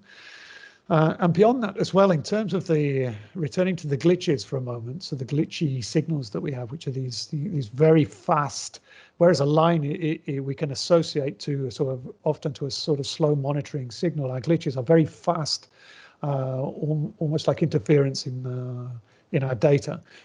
And we are developing, thinking back to the way that Chris talked about finding a way to get people involved in the project. The team working on this work package at the University of Pisa is also developing a glitch database application. Now, the idea between this glitch database is that we're looking at ways in which it will be able to, in pseudo real time, let's say, to interface to classifications being provided by citizen scientists on Zooniverse on the one side. And on the other side, to have members of the Virgo detector characterization group to being able to better tune their pipelines or better tune their line monitoring tools by being able to meet in the middle via this database. So we're developing an API and software tools to be able to sort of try and make this happen. So to bring the two, to kind of break down the barrier between the two. So rather than just say to citizen scientists, you do your classification at a set time, we'll take that and we'll do something with it. We'll feed that into our machine learning algorithms. We're also looking at ways in which we can try and reduce that gap. So to try and bring that interaction into a more sort of not online, let's say, but a nearer, to try and cut the lag between the two, let's say. So I should show you for a second. What am I showing in this slide? There you can see, for example, there's a glitch at 16 hertz, so around 9 o'clock. So this is this glitch that appears in the data, and these are the kind of things that we'll be looking to ask people to assist us with. So that project is under development on the Zooniverse platform. You can see there the project page as is being developed, and as I say, should be available around the middle of next year. So I'll move on to another demonstrator at this point. So obviously the gravitational wave one is the one, as I said, nearest to my heart.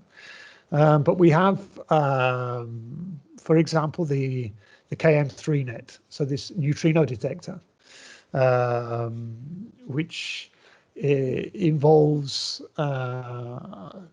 institutions, more than 50 institutions from various parts of the world, 18 countries involved in total, and more than 250 people involved in the collaboration. And this project has been developed by members of the Astroparticle and Cosmology Laboratory, APC, in Paris, and the Center for Particle Physics in Marseille, and also the Mediterranean Institute of Oceanography and the University of Toulon. And what KM3net are doing is they have these fantastic neutrino detectors, which are located in French and Italian territorial waters, so we're in different parts of the Med, and they're lowered into the seas, and they sort of float there or are hung there, and they detect these neutrino signals from cosmic and atmospheric sources. And the KM3net team are well versed in analysing these data, and they already have a lot of data that they're looking through, and that they are using to perform their science. But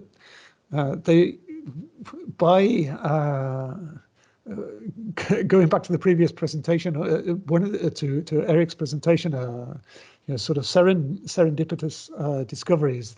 Within this data, they have their noise, the equivalent of the noise that I talked about with Virgo, are sources, are signals which come from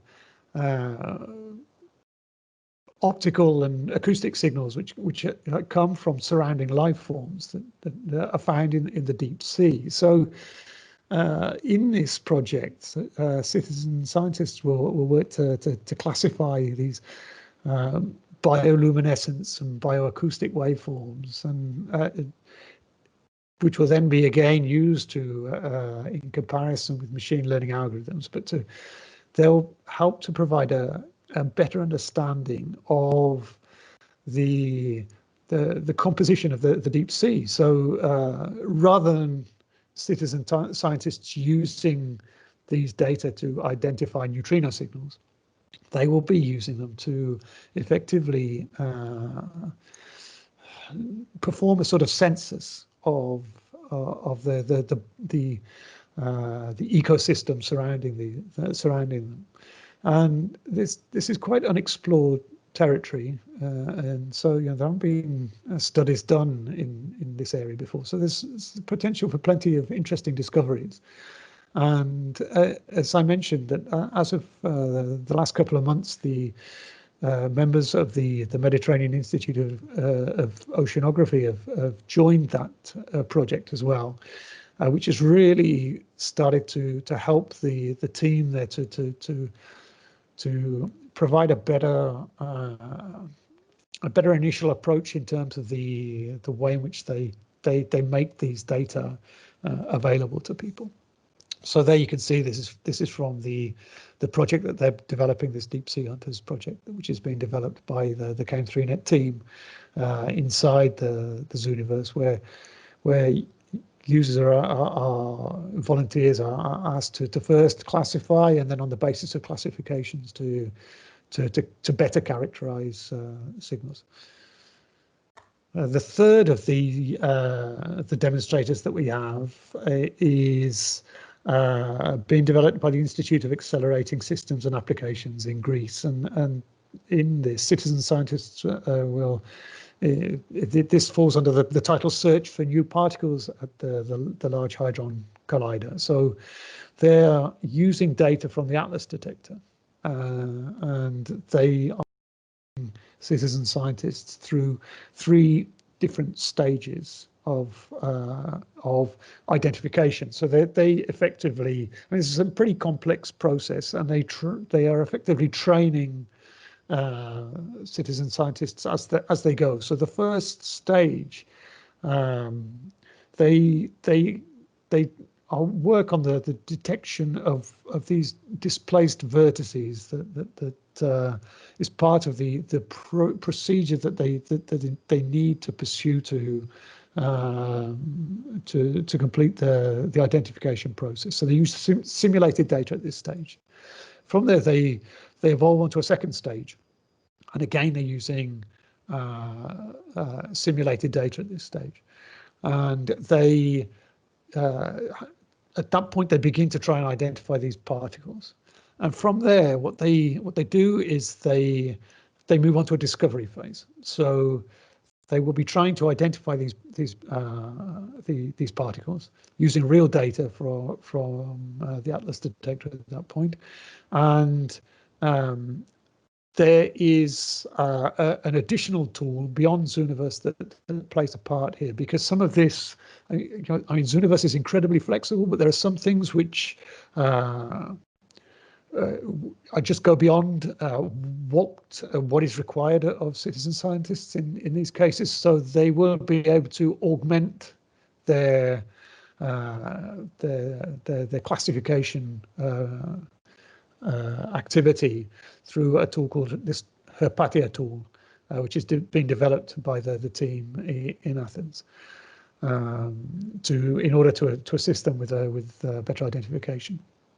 And the fourth demonstrator in this in our reinforced family is related to the use of murography for the identification of within archaeological, the identification of archaeological structures, let's say. And here you can see a photo of a diaphane detector, which was taking data in 2018 at the Apollonia tumulus in Greece. And this is a project which is being carried out within Zooniverse, within the Reinforced project, by the National Scientific Research Centre in France, and the l'Institut de Physique des Deux Infinis, the Physics Institute for the two infinite sciences. And citizen scientists in this demonstrator project will they will begin by training, studying the way in which the detectors identify and record these these signals as they pass through the detector across 3 planes, and they will then help to classify them, to identify the passage through them. I mean, this is still being exactly the way in which they will their work will be performed is still being elaborated, still being determined, and exactly how best to get them to characterize data is still being worked on. But you know, again, the project is being worked on within Zooniverse. Now, within Reinforce, as well as the demonstrator projects, we also have additional within the Reinforce project. We also have other areas that we're working on in terms of participatory engagement and evaluation. So the project itself is being built on this idea of participatory design, and this is being pursued in a dedicated work package, which is organized by Elino Germaniki Agogi, apologies for my pronunciation, in Athens, in Greece. and they're working on the implementation of these citizen education and empowerment activities. These so-called visionary workshops for students and teachers, and they're working on other online meetings, practice reflection workshops. They've got a whole series of programs that they're putting on to help build this community and to bring people to raise awareness of the program.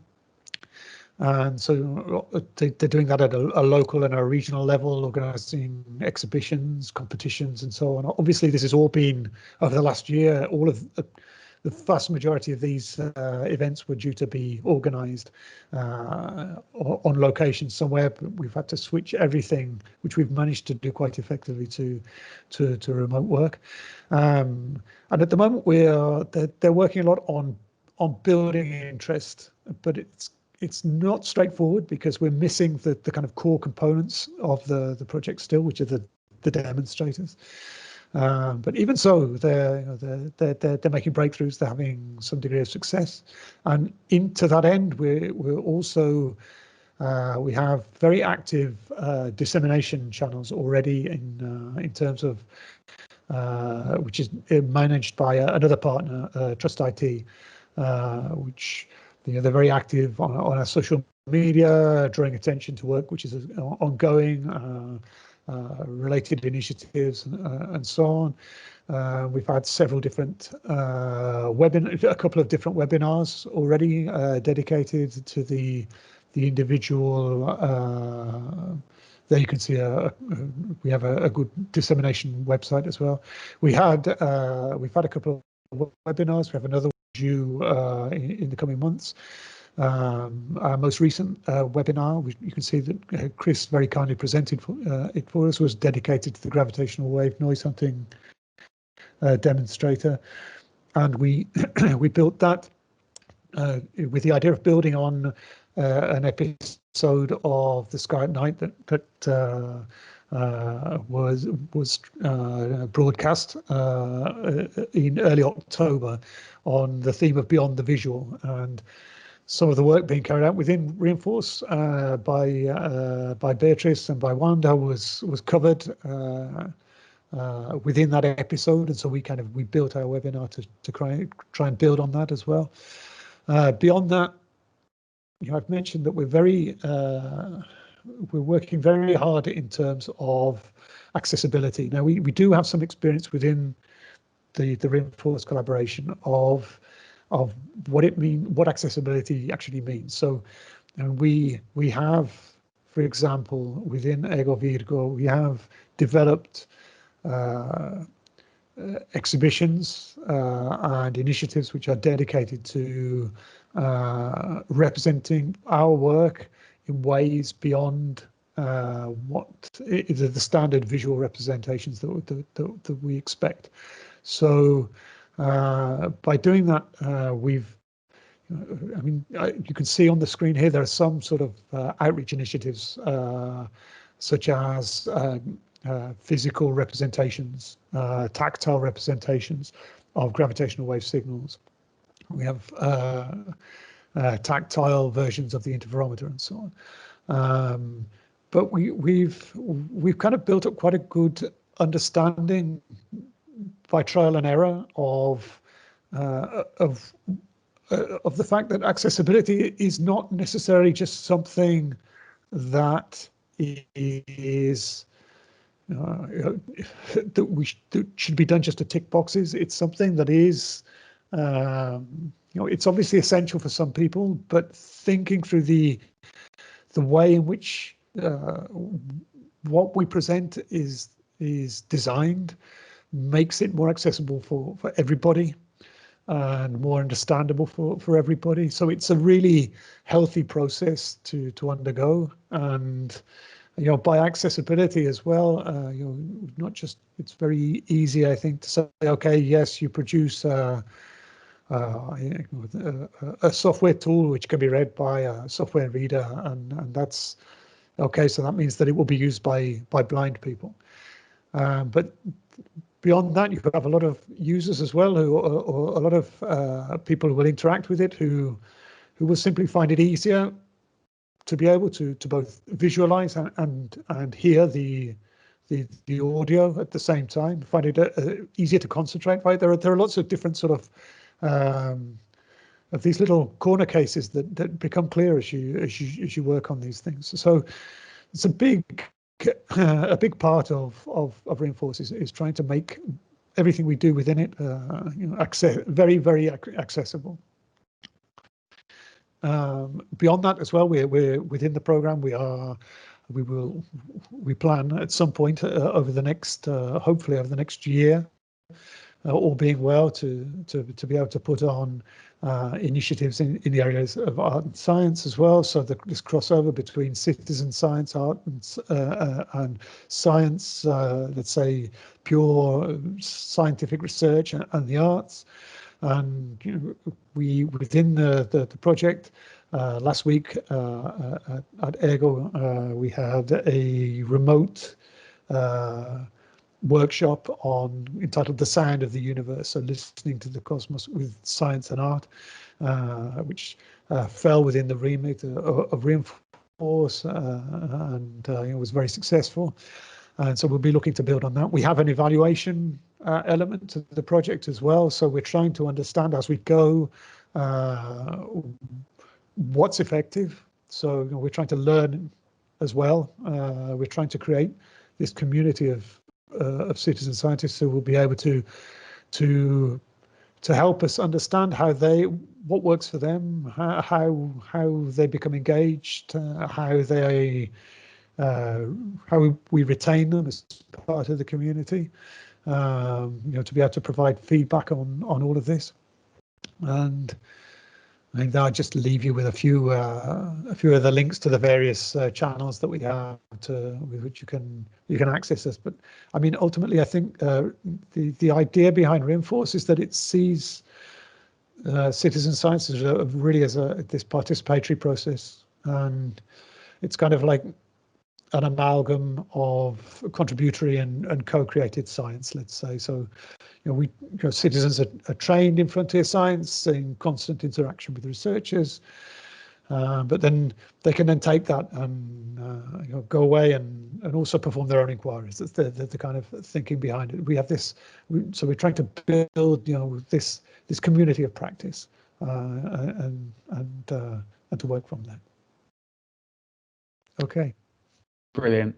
Thank you, Gary. That was really interesting. It is actually fascinating to see the sorts of ways that you can come up with clever ways to use data in sort of in an unconventional way through Zooniverse. And I think it's really good that you can enable the largest possible group of people to access citizen science as well. So the idea here is we're going to just do a nice gentle introduction to how you would go about building a project with this fantastic tool that Chris has introduced called the Zooniverse Project Builder.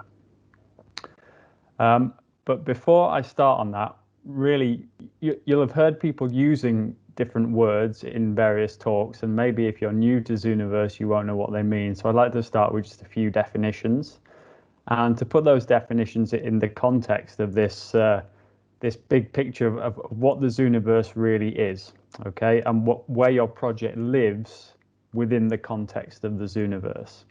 So there's all these various words that you've heard before, things like task and subject and volunteer. And I'm going to try and explain what each of those are really quickly. So we're going to start from the right and move towards the left. So we'll start on the right with subject. What is a subject? So I've stolen these from the glossary on the Zooniverse website, and I'll provide a link for that at the end. But basically, a subject it's a single unit of data that a volunteer who comes and interacts with your project is going to be asked to take a look at and make a classification of, to analyze. Subjects can be things like images, they can be graphs. In fact, they can now be data that are rendered as graphs. Previously, it would have just been an image of a graph. They could be something like a photograph, audio recordings, video recordings, or indeed a collection of one or more of these things. Okay, now, subjects can be grouped into one or more subject sets. So a single subject can belong to one or more subject sets. And a subject set is just simply a named group of subjects, okay? That's all that really needs to be said about subject sets. I'll show you how to create one later in this tutorial. Subject sets get associated with these things that you've heard people talking about called workflows. And what a workflow really is just a group of tasks, okay?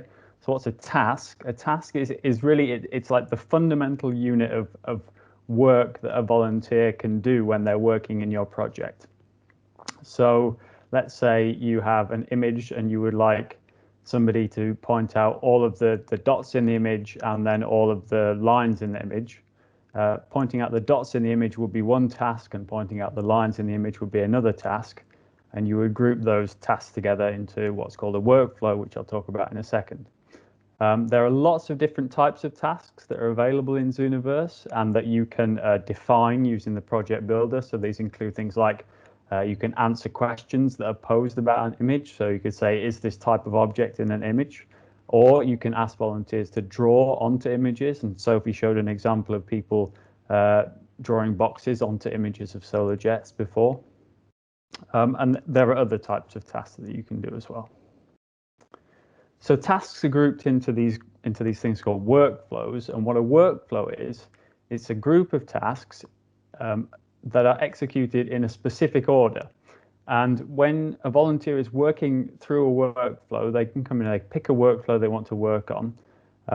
They will work through the tasks and they will either do all of the tasks, but it's also possible to specify that you can skip a task or follow a specific route through subsets of the tasks within a workflow. Okay. You can link one or more subject sets to a workflow, and the subjects that get shown to a volunteer are selected, normally at least, they're selected at random from any one of those subject sets that you've linked to the workflow. Okay.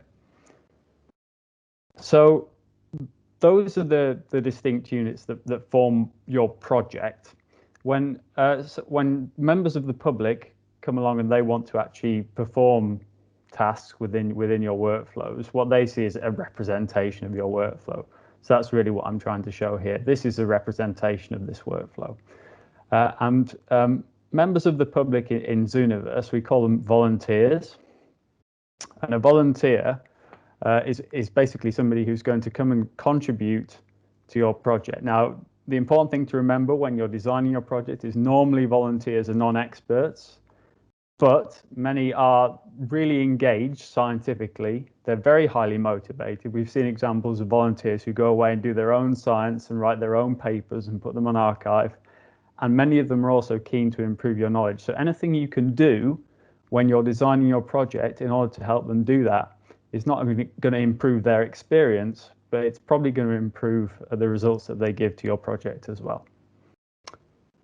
Okay, so those are the volunteers, and the volunteers produce classifications, and the classification is basically all of the data that is produced by a volunteer when they perform a workflow. When they analyze a subject using a workflow in your project. Okay, so from the Zooniverse glossary, it's the fundamental unit of human effort that's produced by any member of the Zooniverse community. So that was a really quick breakdown of what a project is and where it lives within the Zooniverse universe, if you like. The next thing I want to talk about is something called talk, and talk is really important. So I think I've tried to hammer this home, but one of the really great strengths of Zooniverse is the community of volunteers that it engages. So there's over 1 million volunteers, I think, now, and they're really engaged and they're really keen to help you with your science. Okay. But it's important to remember that volunteers, they're not being paid to do it. They're not robots. They enjoy the opportunity to engage with you, with the researchers, and discuss the science that they're doing and talk about the subjects that they're classifying and say how pretty they are or how weird they are. And Erik showed that they can even spot things that you weren't even expecting to find in the data, and they would like to tell you about that. And so to enable that, Zooniverse provides an interface which is called Talk. And Talk is basically a message board system with a few added extras. Okay, so you can have standard message boards that allow you to have discussions and conversations, and the Zooniverse team when you set up a new project, if you want it to go live and go public so that people can actually come and interact with your project, they will recommend that you provide 3 standard message boards, and these are normally called something like general, help, and science, but you can add as many as you like. Now, when going beyond the sort of the standard message board, the nice thing about the Zooniverse talk is that you can navigate there directly from the classification interface. So if you're looking at a particular subject, you can finish doing your classification, and rather than going to the next subject, you can say, okay, now I want to talk about this subject. I've seen something interesting in this subject and I'd like to talk about it. And Talk provides this feature where you can do that. And then what you can do is you can tag that subject with what are called Twitter-like hashtags, and you can even link multiple subjects together. So if you spot lots of subjects that have this weird feature in, you can group them together into something called collections, and I'll show you what they are in a second.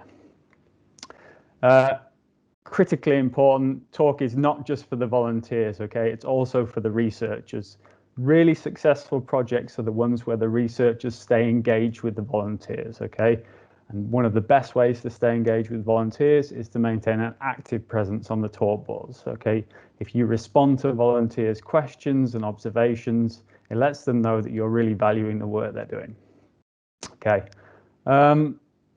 And yes, okay, so that point I've just made, but you can set up the talk boards using the Zooniverse project builder, and we'll show you how to do that in a second. If you want to find any more help resources, Zooniverse has provided a help page themselves. You've got the help.zooniverse.org, and you can find lots of useful things, tips on how to design your project so that you don't confuse volunteers or put them off by making the tasks too difficult, but also a much longer glossary of sort of jargon and Zooniverse terms that you might come across while you're trying to build your project.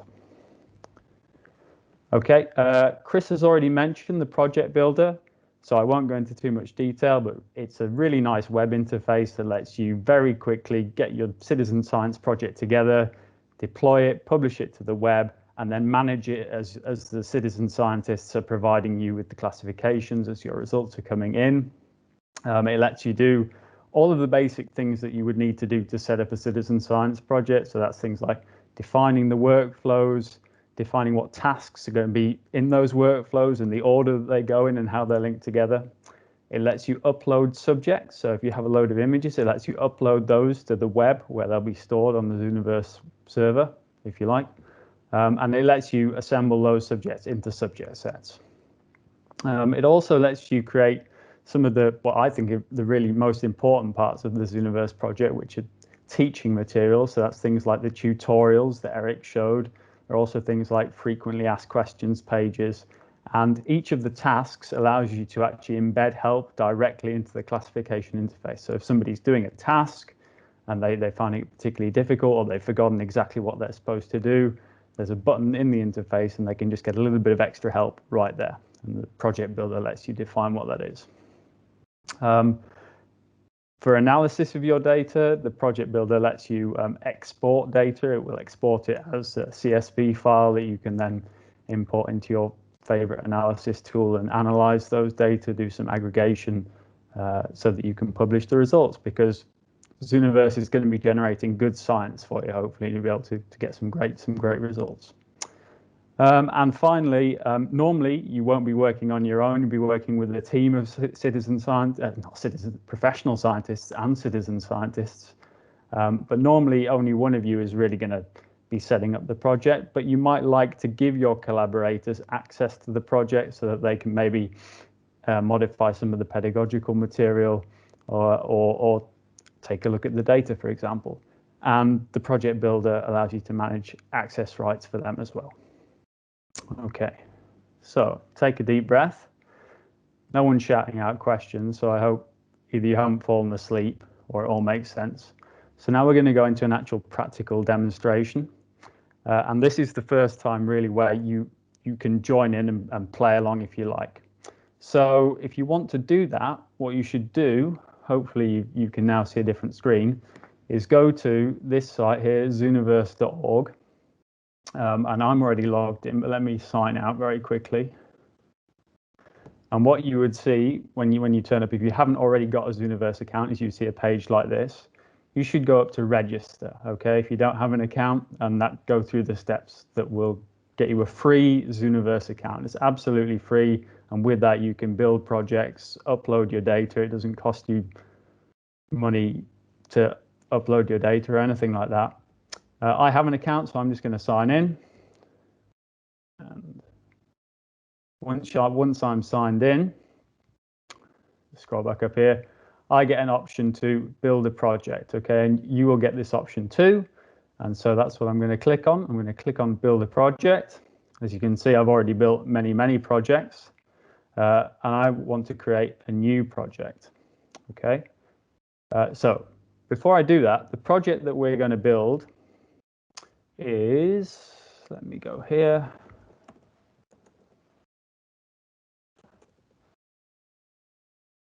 And we're going to build a project which you can all come and look up. Where's the search? Projects, sorry, projects.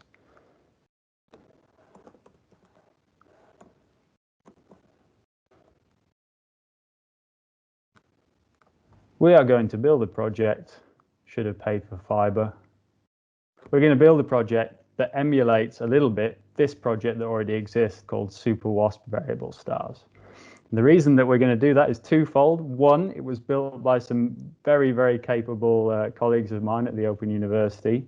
And two, it was also developed under the auspices of Asterix, which is the predecessor to Escape that Stephen mentioned at the beginning of this workshop.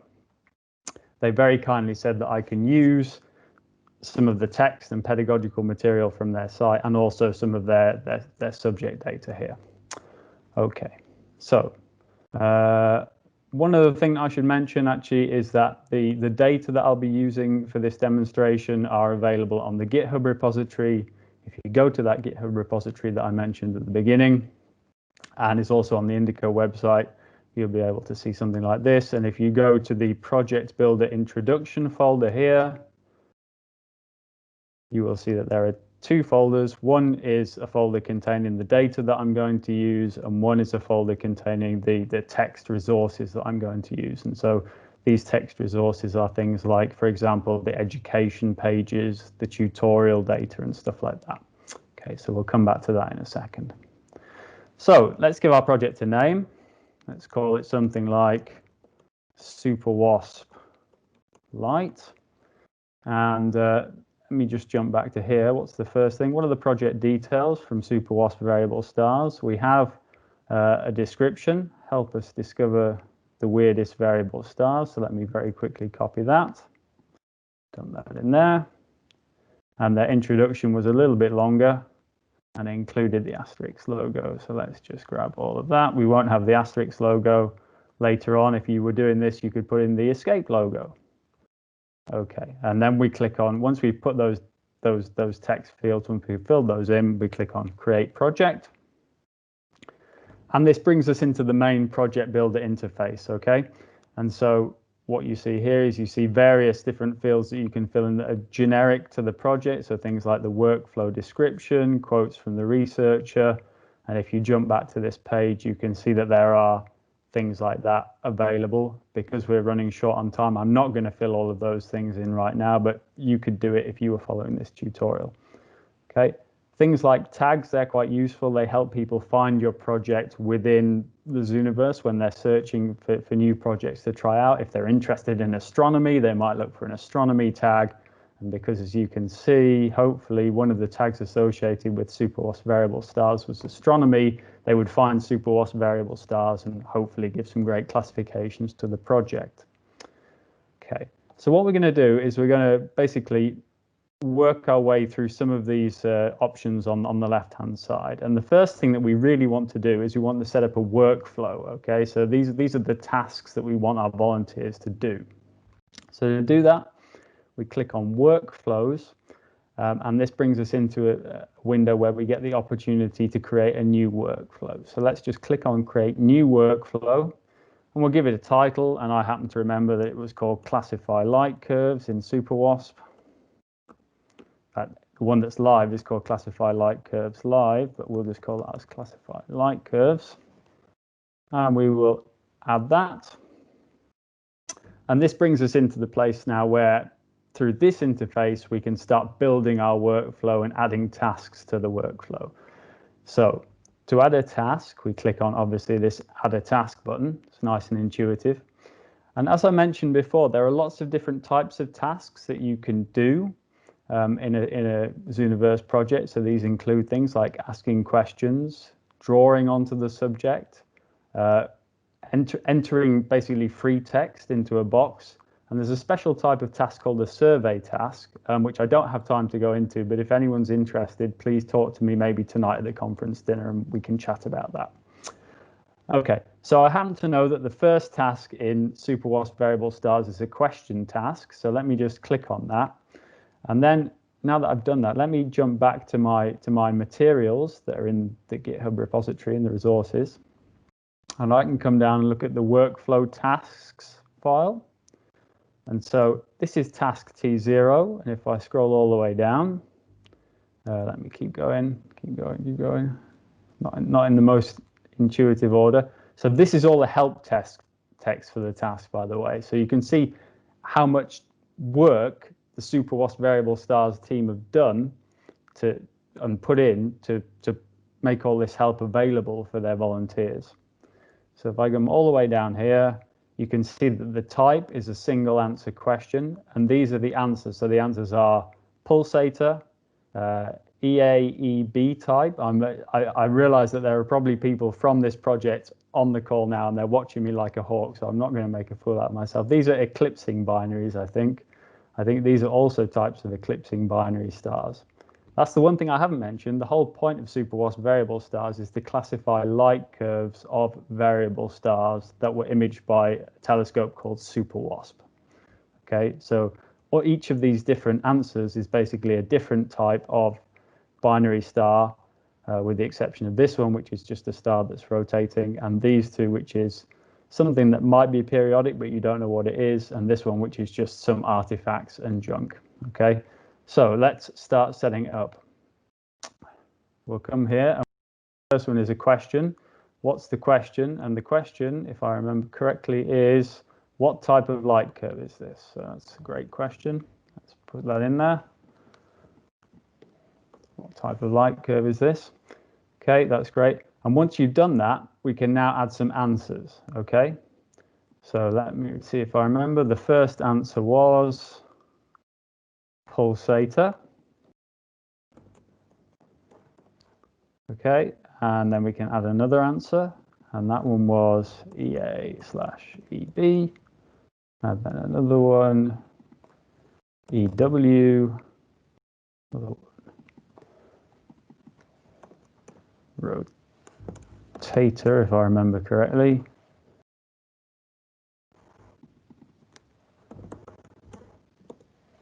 Unknown, spelling correctly. And finally, junk. Okay, so we've now entered all of the potential answers for our first task in this workflow. And if you remember what I said, when you work through a workflow, you don't necessarily execute all of the tasks. And that's true of SuperWasp variable stars. So if I just very quickly jump back to here, what you can see is that if you answer pulsator, the next task that you go to is task T2, which is in fact the third task. They're indexed from 0. But if you were to say EA/EB, then you would go to task T1. Okay, so that you go to a different task next, depending on which answer you give. So the first thing that we need to do is set up those two tasks, task T1 and T2. So task T1 is, again, another single answer question. And this time it's asking you about the period of the light curve. So has the light curve been folded on the correct period? Do you think it's been folded on half the correct period, the second answer, or is it on the wrong period? Okay, and let's just make a question, because that's the thing that I'll forget and will take me longest to type. Is the eclipsing binary light curve folded at the correct period? Okay, so now we need to add a new task. Okay, it's also going to be a question. Let me just paste in the text that I just copied there. And remember, our answers are correct. I'm paraphrasing here, half and wrong. Okay, and then let me preemptively add the final task, another question. If I scroll down, this is task T2. Is the pulsating star-like curve folded? And this one only has two options. It's either correct or wrong. It can't be folded at half the correct period. Maybe at the end, some of the experts on the call will explain why that is. So there we go. And let's add once more, correct, oops, correct, or wrong. So now let's start wiring this together. And if I jump back to what type of light curve is this, which is our first task, we can come down here and we can see that under each of the answers, we have this option to choose which task we're going to go to next. So for pulsator, it's a pulsating star light curve. So obviously we're going to go to task T2 next. So we go to, is the pulsating star light curve folded at the correct period? For this one, this is an eclipsing type of binary, so it makes sense that we're going to be going to T1. Is the eclipsing binary folded at the correct period? Same for this one. And the rotator, again, is a pulsator. Actually, I'm not sure, but I'm going to go for this one, and it might be wrong. We'll see. And for the other two, for unknown and for junk, we don't care what period they're folded at, so we just leave it as it is. We submit the classification and go to the next subject. Okay, so that's it. We've set up a workflow. Super simple. What we could have done is add some help text. So what I'm going to do, I'm going to add help text so that just so we can see it just for the first question. Okay, and the easiest way for me to do that actually is not to look at this nicely rendered text, but to just come over here on the GitHub interface, click on raw, and that will give me the raw help text here, and then I can just copy that, all of that text, because this is actually the format that you would enter it into that field. Try and go all the way down, all the way down, all the way down. And I'm just copying all of this, and some of you might recognize this format. This is in a format called Markdown. Markdown is well documented on the web, but it's also documented on the Zooniverse help website as well. I don't have time to go into it at the moment. So let me just pop that in there, copy that in, and you can also get a preview of what that looks like.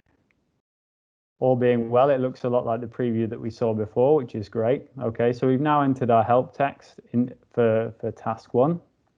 Okay, now before we can actually look at what this workflow looks like, we need to upload some subjects to our project so that we can associate the subject set that contains those subjects with our project. And we would do that here, but as you can see, we don't actually have any subject sets. So how do we create a subject set? Well, intuitively enough, we come over here to the left-hand side and we click on the Subject Sets tab. And we have this option to add a new subject set. And we'll give it a name. Let's call it Demo Subject Set. Okay, that's the first thing. That name is automatically saved. And then what we can do is we can just drag images into this gray box, and they will be prepared for upload, and then we'll be able to click Upload. Now, in addition to that, you have an option to upload one of the file with those images, which is called a manifest file. And that manifest file, if I very quickly now come back to here and click on the data, so this is that folder in the GitHub repository. If we look at the manifest, which is this thing, no, it's not, it's this thing. It's going to open Excel. I didn't want it to open Excel. Oh dear. So very slow. Okay. Basically, it's just a CSV file. Now, the important thing about the manifest, if you specify it yourself, is that one column should contain in its header the word image. Okay. It can be image underscore whatever, but it needs to start with the word image. And in that column, should be the file names of your images, okay? All the other columns are going to become what we call subject metadata, okay? And I'll show you what they are later. So in this manifest that we've created, we have the image file names, and then we got this metadatum called WASP ID that we're going to associate with each of our subjects. Okay, so let me get rid of that. And actually, I'm going to have to minimize this screen as well, just briefly, so that I can actually interact with it. Oops. And no.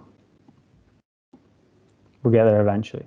Okay, so now all I have to do is select my subjects. That's these subjects here, the images, and also select my manifest and drag them. One second, this is my computer giving me problems. One more try. Okay, it's really not liking this.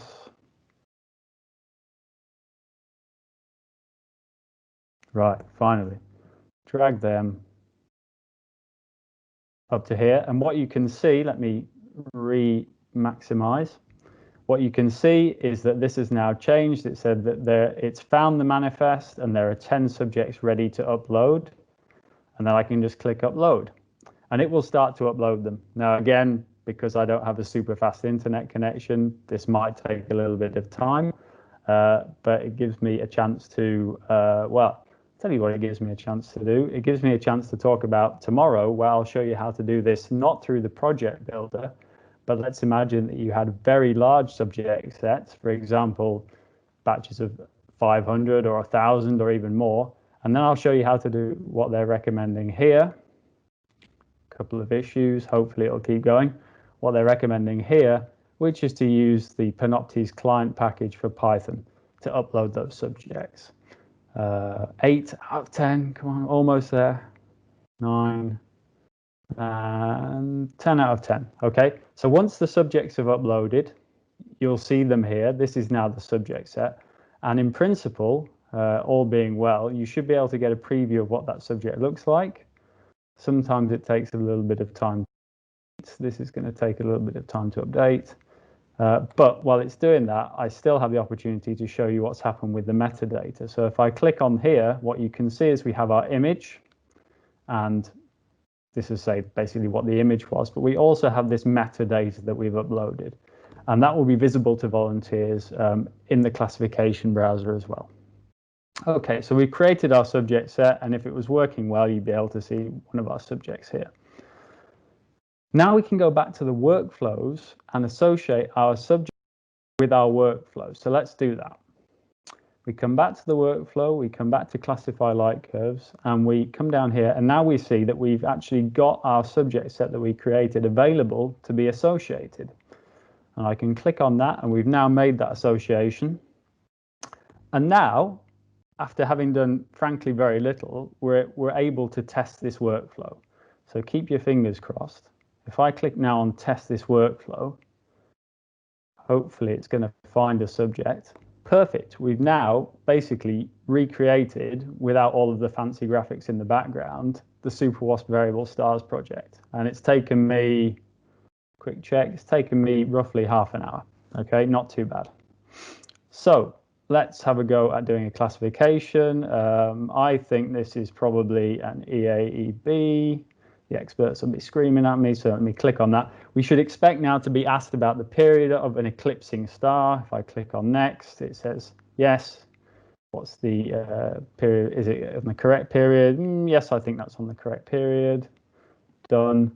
And it tells me a summary. This is where I would have the opportunity to go to the talk boards if I wanted to, but we haven't set those up yet, so I won't click on that just now. And then I can go on and do the next classification. This one, I don't know what's happening here. I would probably click unknown, and then we would expect to immediately go to the next classification, and we do. So everything is working pretty much as we expect, definitely junk. Okay, let's go back and edit our project again. So what else can we do? Well, one of the things that's really important is to add a tutorial to your workflow. Now, tutorials, you define them at the project level, but then you associate them with a workflow. Okay, so you can have multiple tutorials per project, and then you can associate each one with a different workflow if you want to. So we're going to start building a tutorial that looks a little bit like the SuperWasp variable stars tutorial. Okay, so we click on tutorial and we come over here and click on build a tutorial. And our new tutorial title, well, I've forgotten what the real one is, so let's just call it tutorial. And once you've done that, then we can start adding steps to our tutorial. Okay, so we add steps, step 1, and let's see what SuperWasp used for their first step of their tutorial. Let's jump back here to the resources. And now I'm going to look at the tutorial file here. And what you can see is that step 0, it had no media. I'll talk about that in a second. And the content, let me just do it in the raw version. Let me just grab the content here for step 0. Copy that, jump back here, and put the content in here. Now, where it said media none, you have the opportunity, if you want to associate an image with each slide in your tutorial. SuperWasp haven't done that because what you'll see is that in some of the tutorial slides, they've actually embedded images in line with the text. However, you would be able to do that if you wanted to.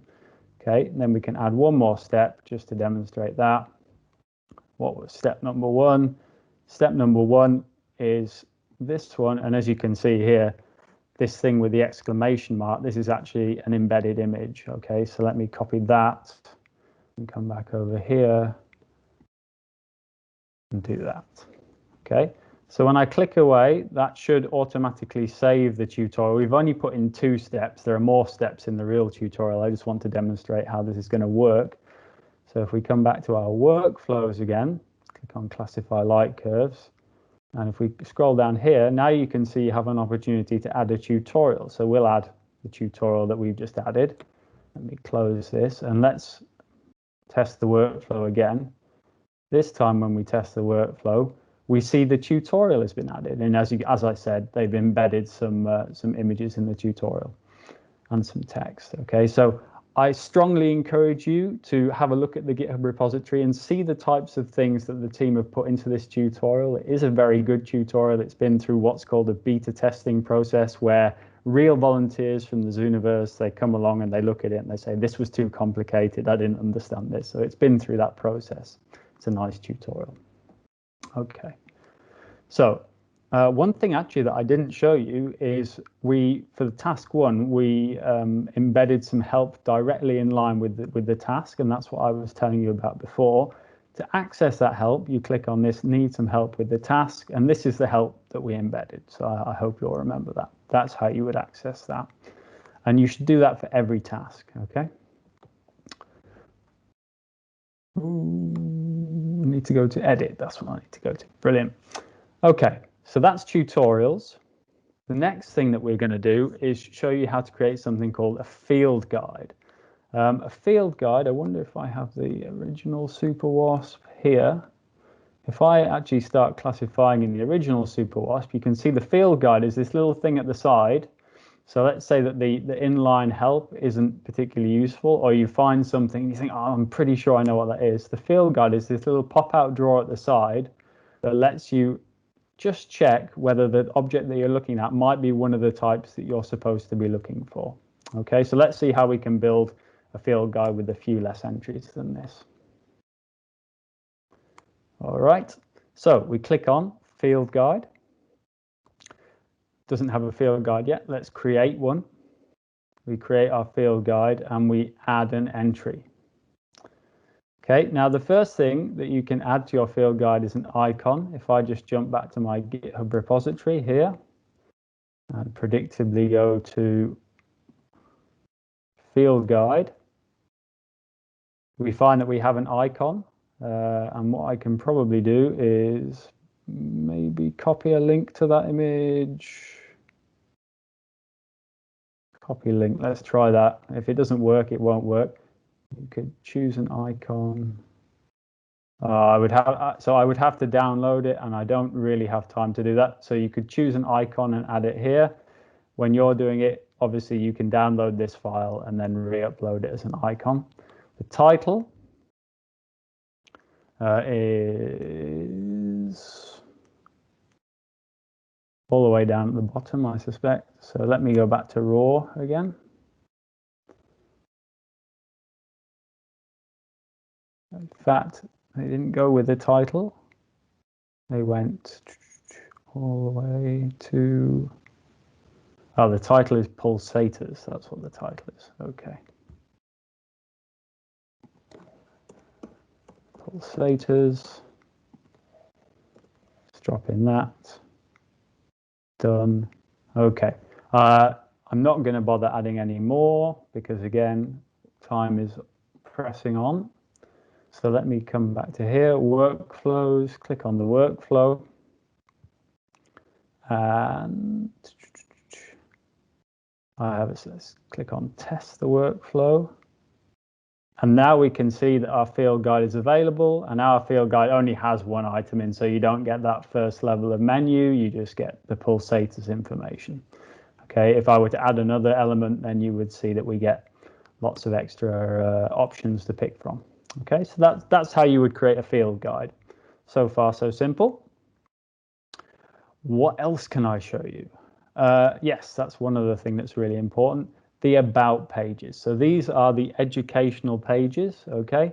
These are things like what the research is actually about, what the science is about, the education, frequently asked questions. The team page normally gets auto-populated with not much information.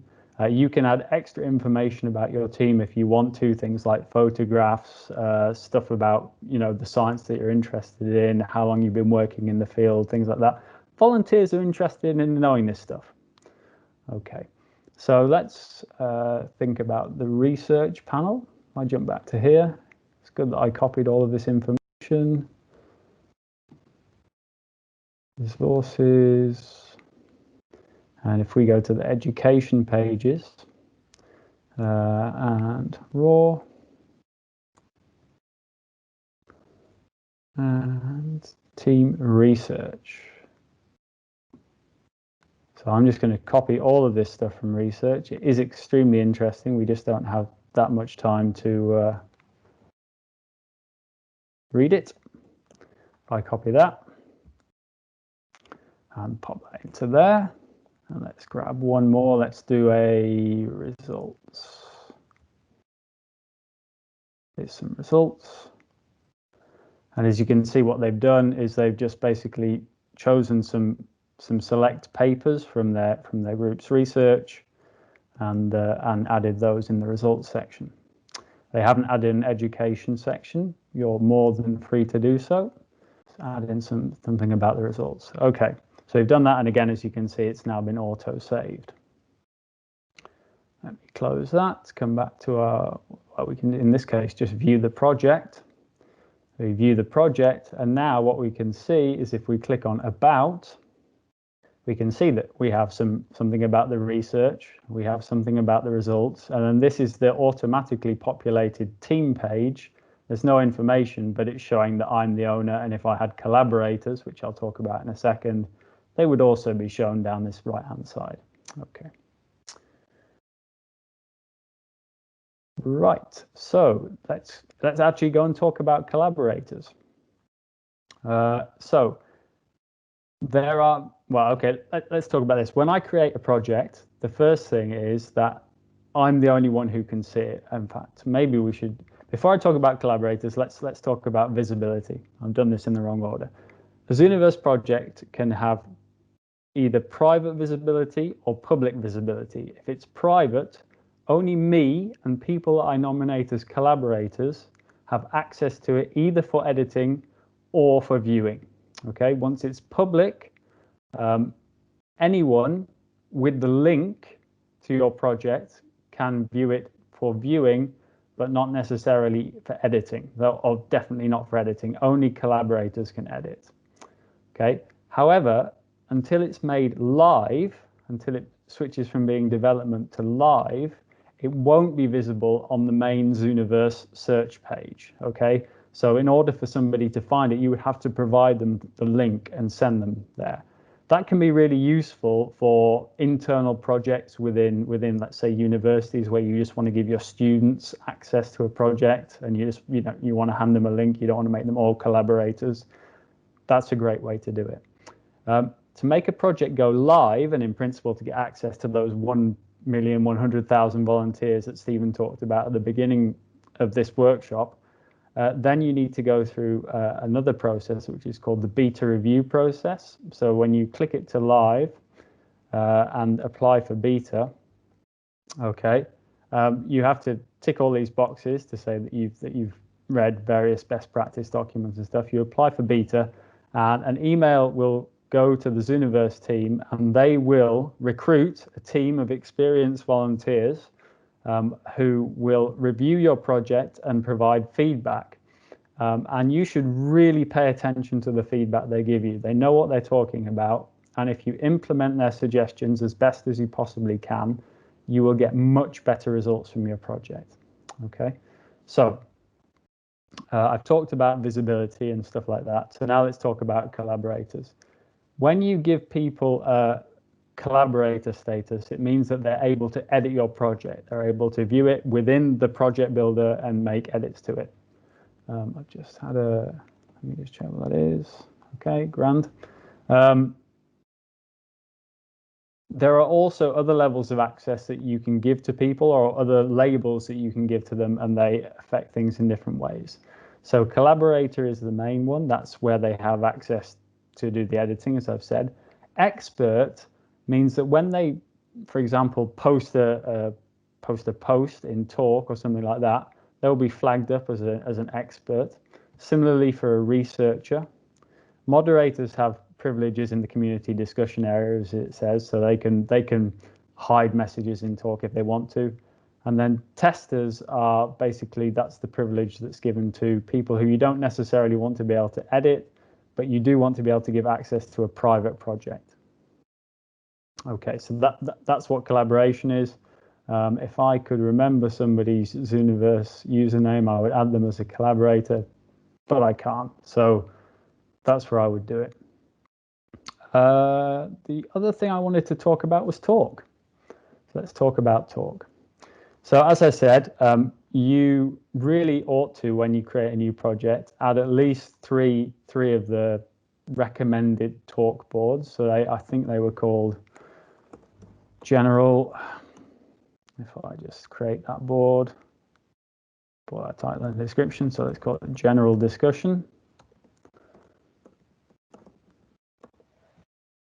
We create the board, and the other one was Science of Variable Stars. Let's create that one, and I think the final one was Help. I'm stuck. I can't type, I should say. Right. And we create that board.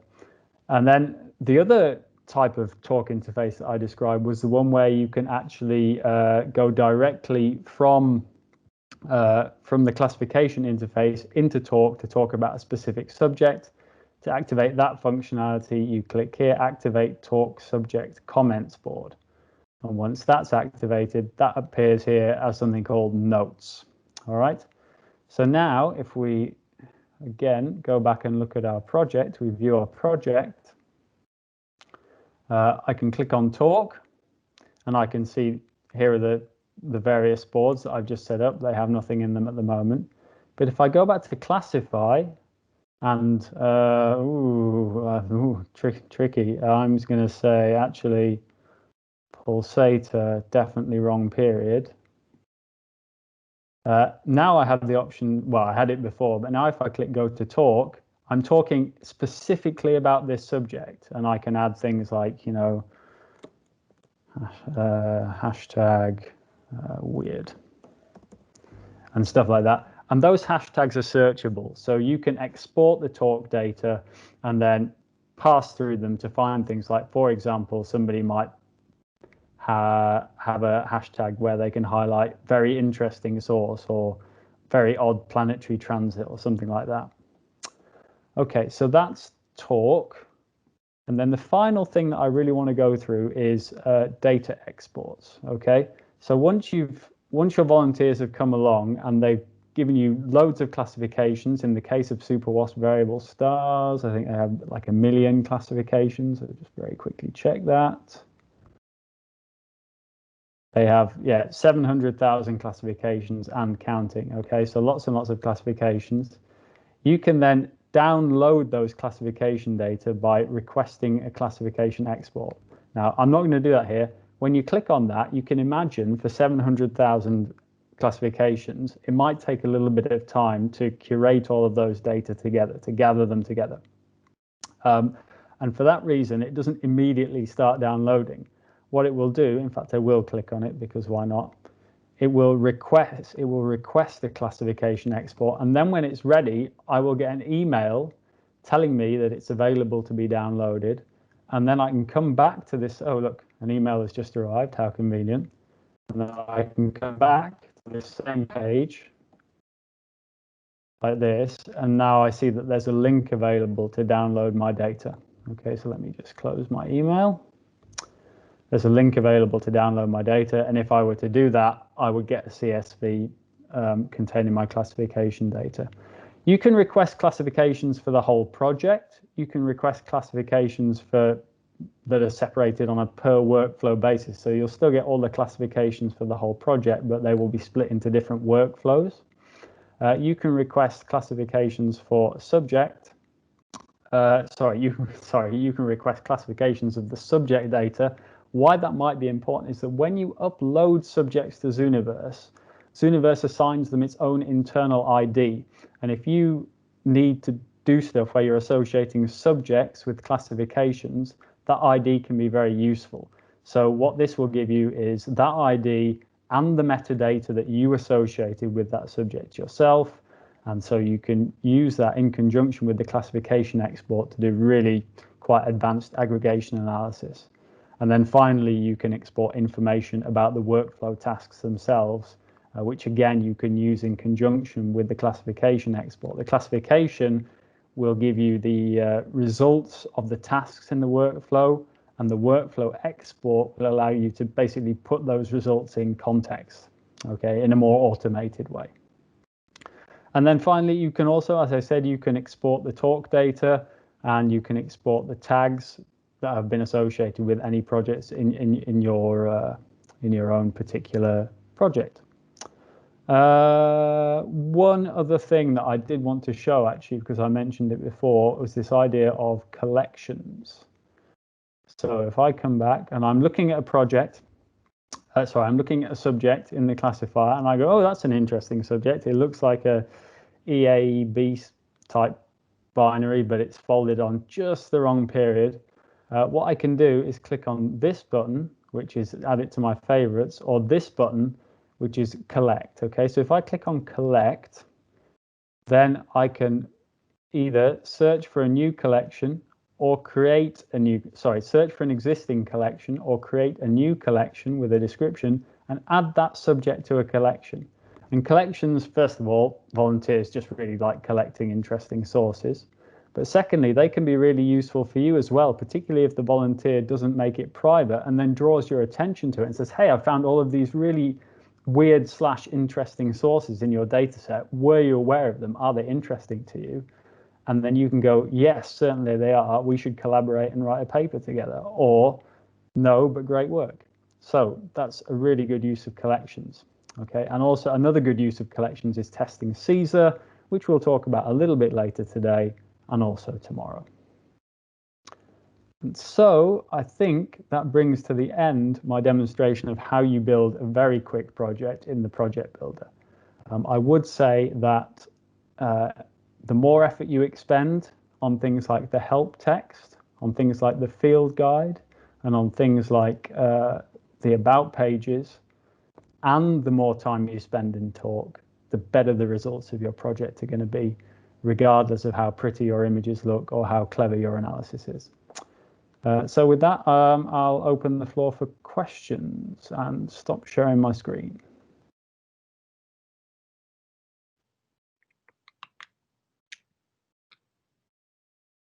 Brilliant, thanks, Hugh. There was a question on the Slack asking if there, from Hugo Tranin, asking if there are existing synergies between the Zooniverse project builder and some virtual observatory tools like Aladdin Light.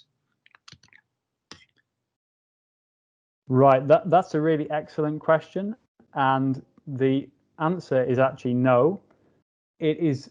So Aladdin Light is, for those of you who don't know, it's a JavaScript plugin that you can embed in web pages, and it includes some very fancy features for doing astronomical data analysis and producing images of the sky at different wavelengths and things like that. The issue is, if you want to embed that into Zooniverse, in the context of making, for example, one of the subjects be displayed in Aladdin, it makes it very difficult to then draw on top of that using the Zooniverse interface. I have a suspicion that one day somebody will try it and get it working, but it's much less trivial than it seems at first. Now, in terms of providing metadata that could link to an external page that uses Aladdin Light and focuses on the region of the subject that somebody has just been looking at, absolutely. I don't know of an example where that's been done, but I think it would be a really good thing to try out. So maybe on Friday, if you're still around, we can talk about how to do that. And start with an introduction to this thing called Caesar. So Caesar is a fancy name for what is basically it's a utility for implementing automatic decisions about when to retire subjects based on something that's more complicated than just the number of volunteers that have seen them. Okay, so when you set up a project in the workflow, one of the options that you have that I didn't show you is how many volunteers you would like to view a subject before you consider that subject to have received sufficient classifications and you can retire it. Okay, so the basic idea of Caesar, this is a schematic view of what Caesar really is that the classification stream, so the stream of classifications coming from a Zooniverse workflow is coming in on the left-hand side there.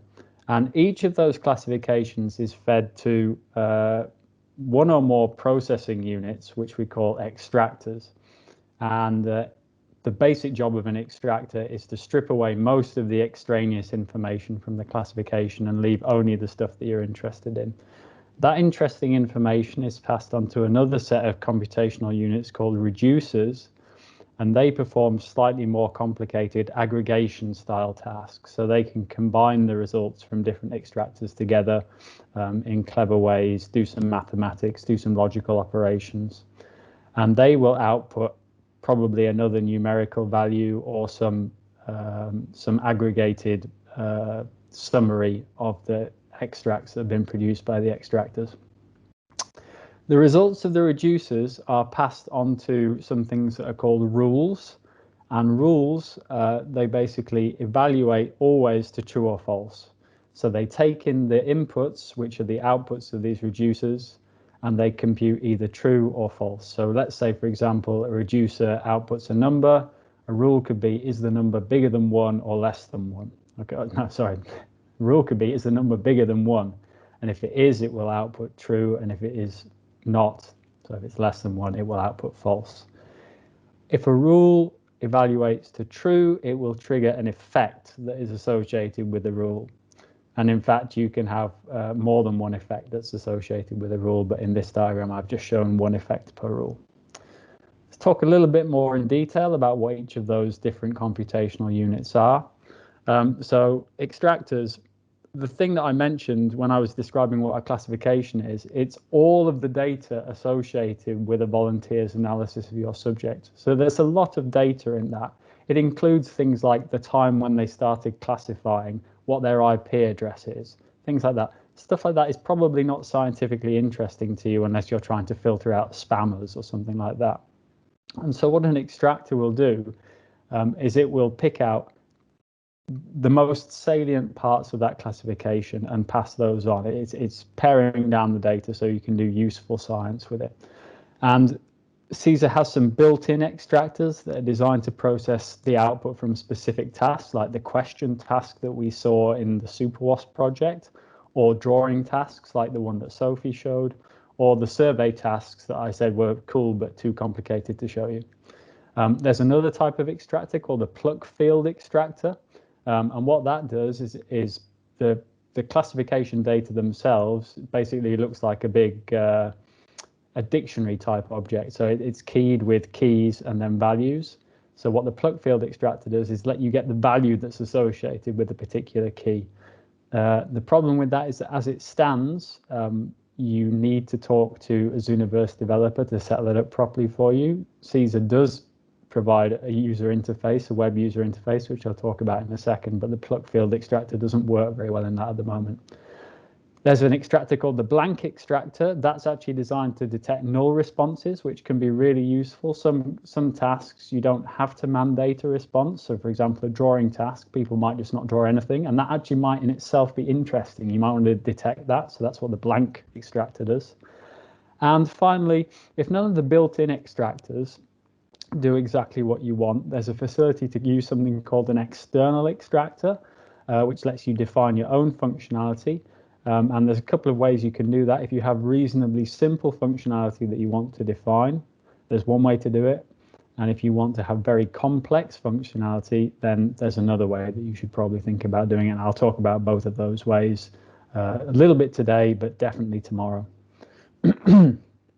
One thing that's important to remember is when you create a CESA extractor, you must assign it a name that is unique within the context of your project and workflow. Okay, it doesn't have to be unique across the whole of Zooniverse. That would be quite a difficult thing to achieve, but it has to be unique within your own local context. Okay, so that was extractors. What about reducers? So as I've said, they basically do more complicated aggregation style tasks. Again, you need to give it a unique name. When we go through the UI, you'll see why that is. And yeah, basically they combine the outputs from different extractors together in some specific way. They also consider some very specific metadata that you can associate with a subject. In particular, that's metadata that's to do with training. So if you have a subject that's supposed to be for training, you can say that the reducer should pay attention to it or ignore it. Let me have a look. Yeah, so reducers can operate in two different ways. They can aggregate together extracts that are associated with one subject, or and this is really kind of like trailing an in development feature, they can aggregate together extracts that are associated with a particular volunteer. Again, the functionality that volunteer aggregation is designed to facilitate is still in development. CESA has built-in reducers like its built-in extractors. They compute relatively simple statistics like majority consensus, or they can count the number of classifications that a particular subject has received.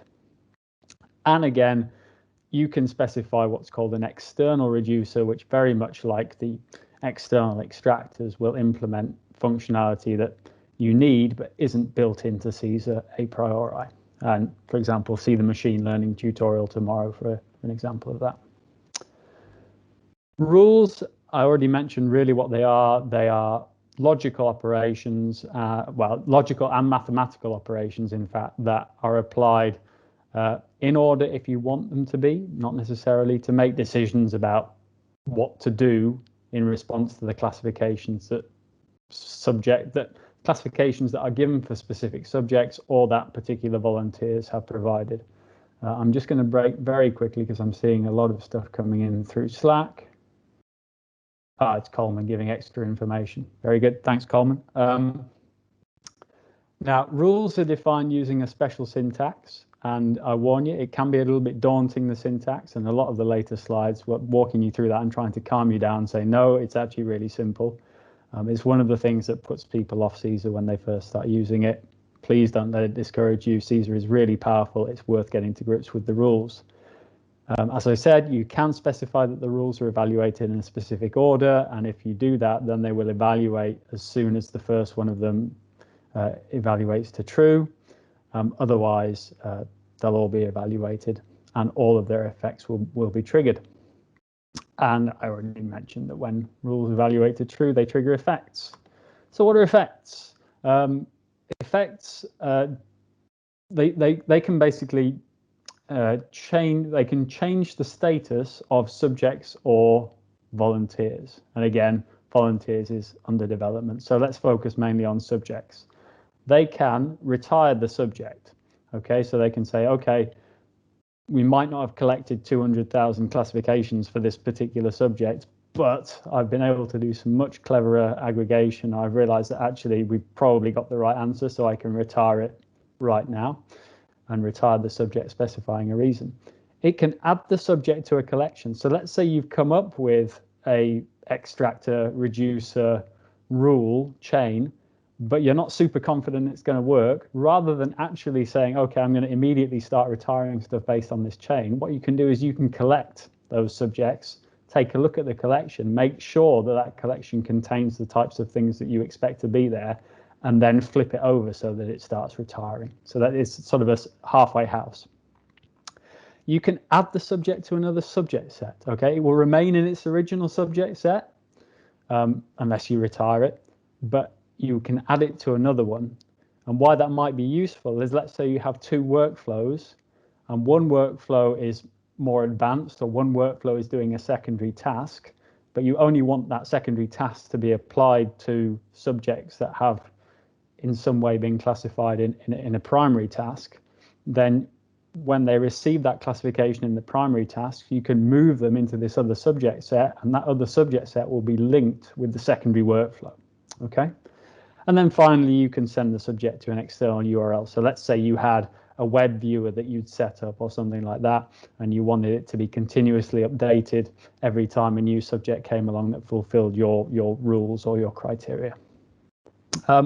The volunteer one, again, under development, it will eventually allow volunteers to be promoted, and the promoted is in scare quotes, to another workflow. Basically, it moves them to a different workflow. And the idea of this is to implement something called leveling up. So in Zooniverse context, they call it leveling up, where volunteers come in and initially they're doing quite an easy task so that they don't get overwhelmed. And then later on, as they get better, and you've evaluated them to get better using some sort of reduction, aggregation of their scores, you can promote them up onto a more complicated task. And this is something like what Gravity Spy does. So if you want to play around with a project that's implemented leveling up by themselves, have a look at Gravity Spy. So the Caesar user interface, yep. So you don't have to do all this stuff hammering away at the terminal. You don't have to do all this stuff programming away in Python. Caesar has quite a nice web user interface that you can use to set up all of these things that we talked about: extractors, reducers, rules, effects for your workflows. That's the URL for it, and you can log in using your normal Zooniverse username and password. So once you've got a Zooniverse account, you've implicitly also got a Caesar account. And I'm going to do a little example based on the project that we built in our project building example. And the context of this to think about, we don't want to waste our volunteers' time classifying tons and tons of junk light curves. Okay, so what we're going to try and do is set up a rule that's going to retire any subject that receives 3 junk classifications. Okay, they don't have to be in a row or anything like that. If it's received 3, we're going to assume it's junk, and we don't want to waste more volunteer time classifying them. So we're going to use a specific type of built-in extractor called a question extractor. It's designed for single answer question tasks, and it's going to isolate the answer to that first task for us. And then we're going to use a reducer called the stats reducer that's basically just going to count up the number of votes for junk. Okay, and then once we've done that, we'll set up a rule that evaluates to true if the stats reducer counts 3 or more junk votes. And then finally, we'll associate a retire subject effect with our rule. And hopefully that's going to save lots of volunteer effort. Okay, so let's try and do that. Keep your fingers crossed. Live demos, very dangerous. So this is the Caesar user interface. It doesn't look quite as nice as the project builder. We log in. And once we're logged in, we can see that there are lots of workflows that I could potentially add Caesar rules to, but the one that I want to isn't there. So let's, first of all, let me just very quickly find out where we get the number that we need. If you come back to the project builder, you'll see next to the workflow we've just defined, there's this number 17047. That's the workflow ID, okay? So we need to make a note of that for when we add a new workflow to the Caesar interface, okay? Oh, I've forgotten the number already. 17047, okay, good stuff. Add. 17047. Okay, and I happen to know it's this one, 17047, and it finds out lots of other information. It tells me what the project name is, which is good, so it lets me know that I'm in. This was me testing WhooperSOSP. Okay, let's go to here, classify light curves. And as we can see at the moment, we've set up nothing, so we have 0 extractors, 0 reducers. We haven't got any rules set up either. So let's do what we said. Let's set up a new extractor. And we come over here and we create an extractor, and we said it would be a question extractor. And this gives us lots of things. Now, remember, I said we have to associate a unique name with every extractor we create. That's what we enter here in this field that's called key. And so we'll call it test question, question extractor. Okay, our task is T0. We care about the answer to the first task, the 0th task, because that's the one where we could pick junk. And if that task is missing, so if basically no answer is given for that task, yes, we probably do want that to be an error because you have to select at least one answer. If you've got different versions of your workflow, those different versions might contain different tasks, and that might trigger an error when you don't want it to. So you can specify a minimum workflow version that this extractor should be applied to. Where do you see the workflow version? If I click here, where do you see the workflow version? Workflow version is here. So this workflow version is 19.30. Okay, so we're going to create that question extractor like that. Okay, so we created the question extractor, and it's going to extract the answer for task T0. Okay, next we said we want to create what's called a stats reducer. Okay, so we go to here and we create I think it's a simple stats reducer, and we'll call it test stats reducer. And this is what I was talking about. You can either get it to aggregate the classifications for a subject or for a user, which is the Caesar name for a volunteer. We'll do it for subjects. Grouping, if you want to basically further group, so you've already got groups of subjects, if you want to group based on, for example, some other metadata name or some other field in the classification, you can do. We don't want to do that here. What we might like to do, though, is specify the list of extractors that it's going to pay attention to. And the one that we actually want here is test question extractor.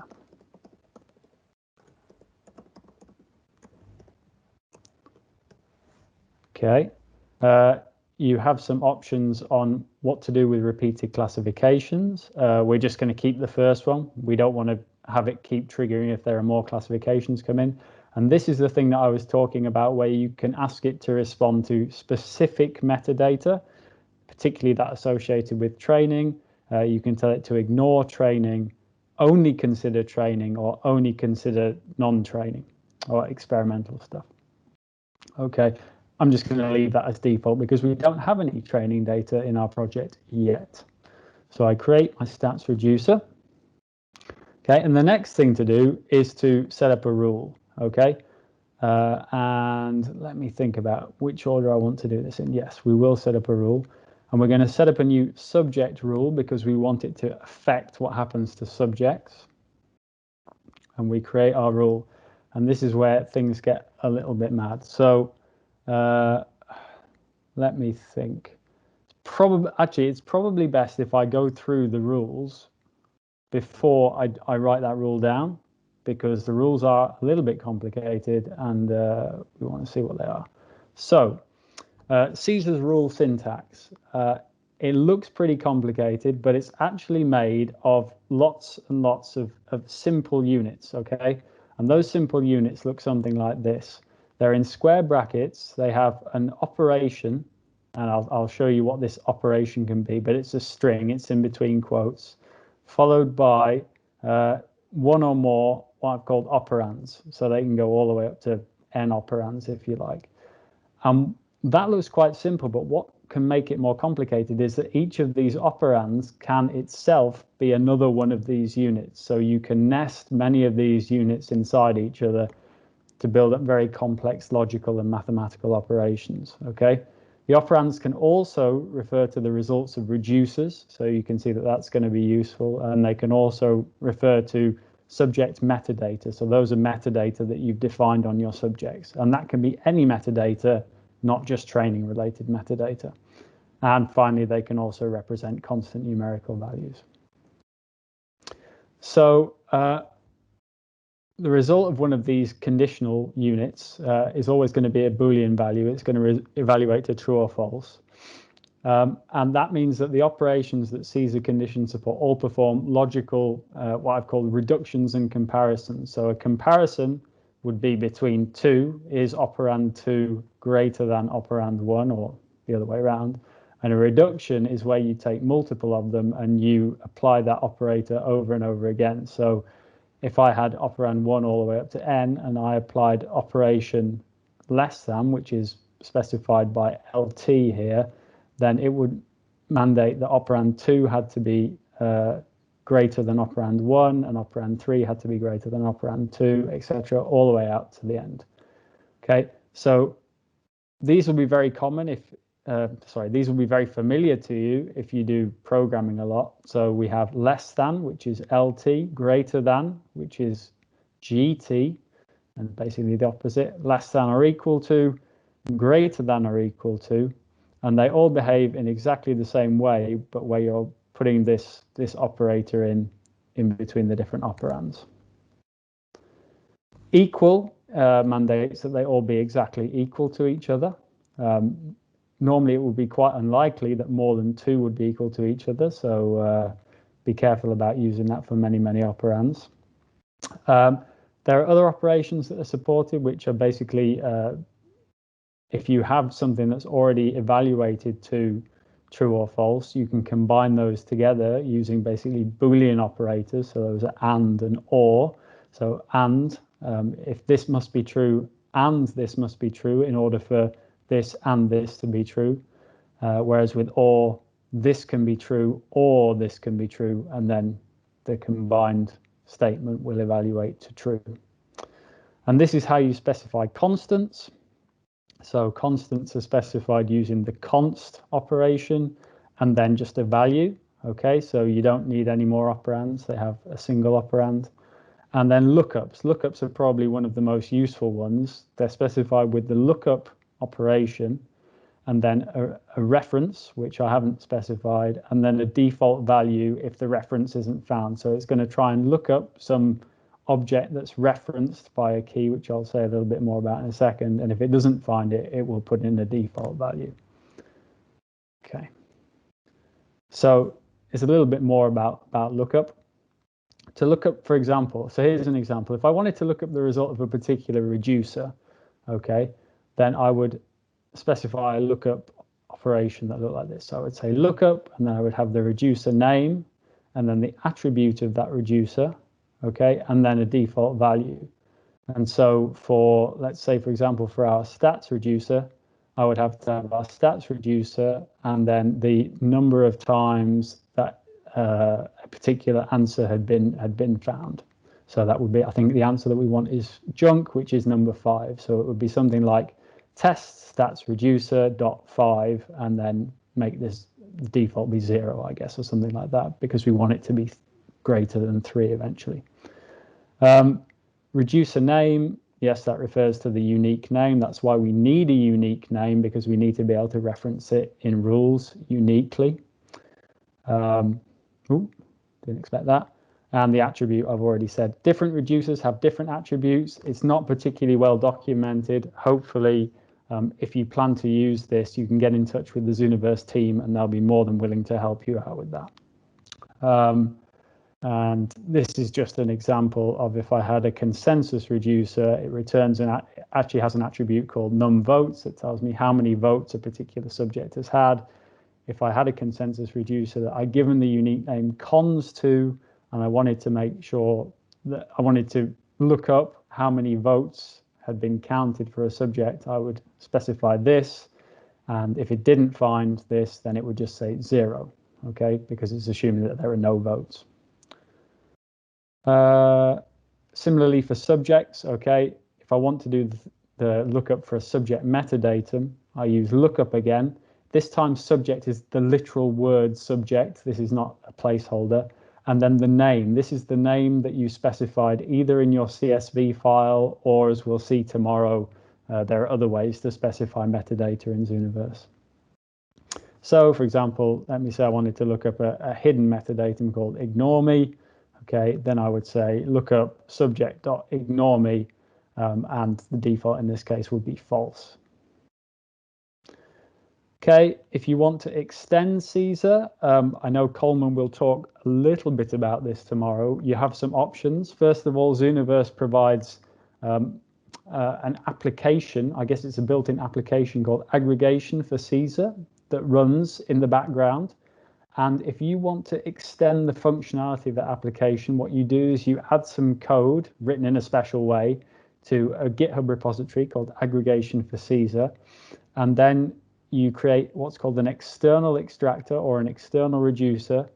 And in the fields that you can fill in when you create that, you specify URL to your code within that GitHub repository. And what will happen is the aggregation for Caesar application will go get that code, run it, and apply it to your subject's classification in order to do an extraction or a reduction.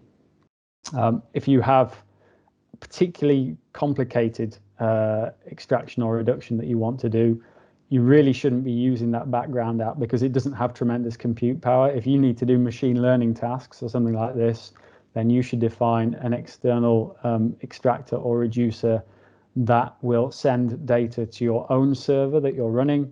You can asynchronously do your very complicated, computationally intensive extraction or reduction and then pass the result back to Caesar once it's done, and Caesar will react by executing rules and effects. Okay, so we've been through the rules and we've been through how you extend Caesar. Now let me try and actually write a sensible rule. So let me very quick. So what we wanted to do was first of all, we would like to do we would like to say, I think we want to say greater than. So this is our condition. And then the first thing is we want to do a lookup. And we would like to look up. Now then, what was it called? Test.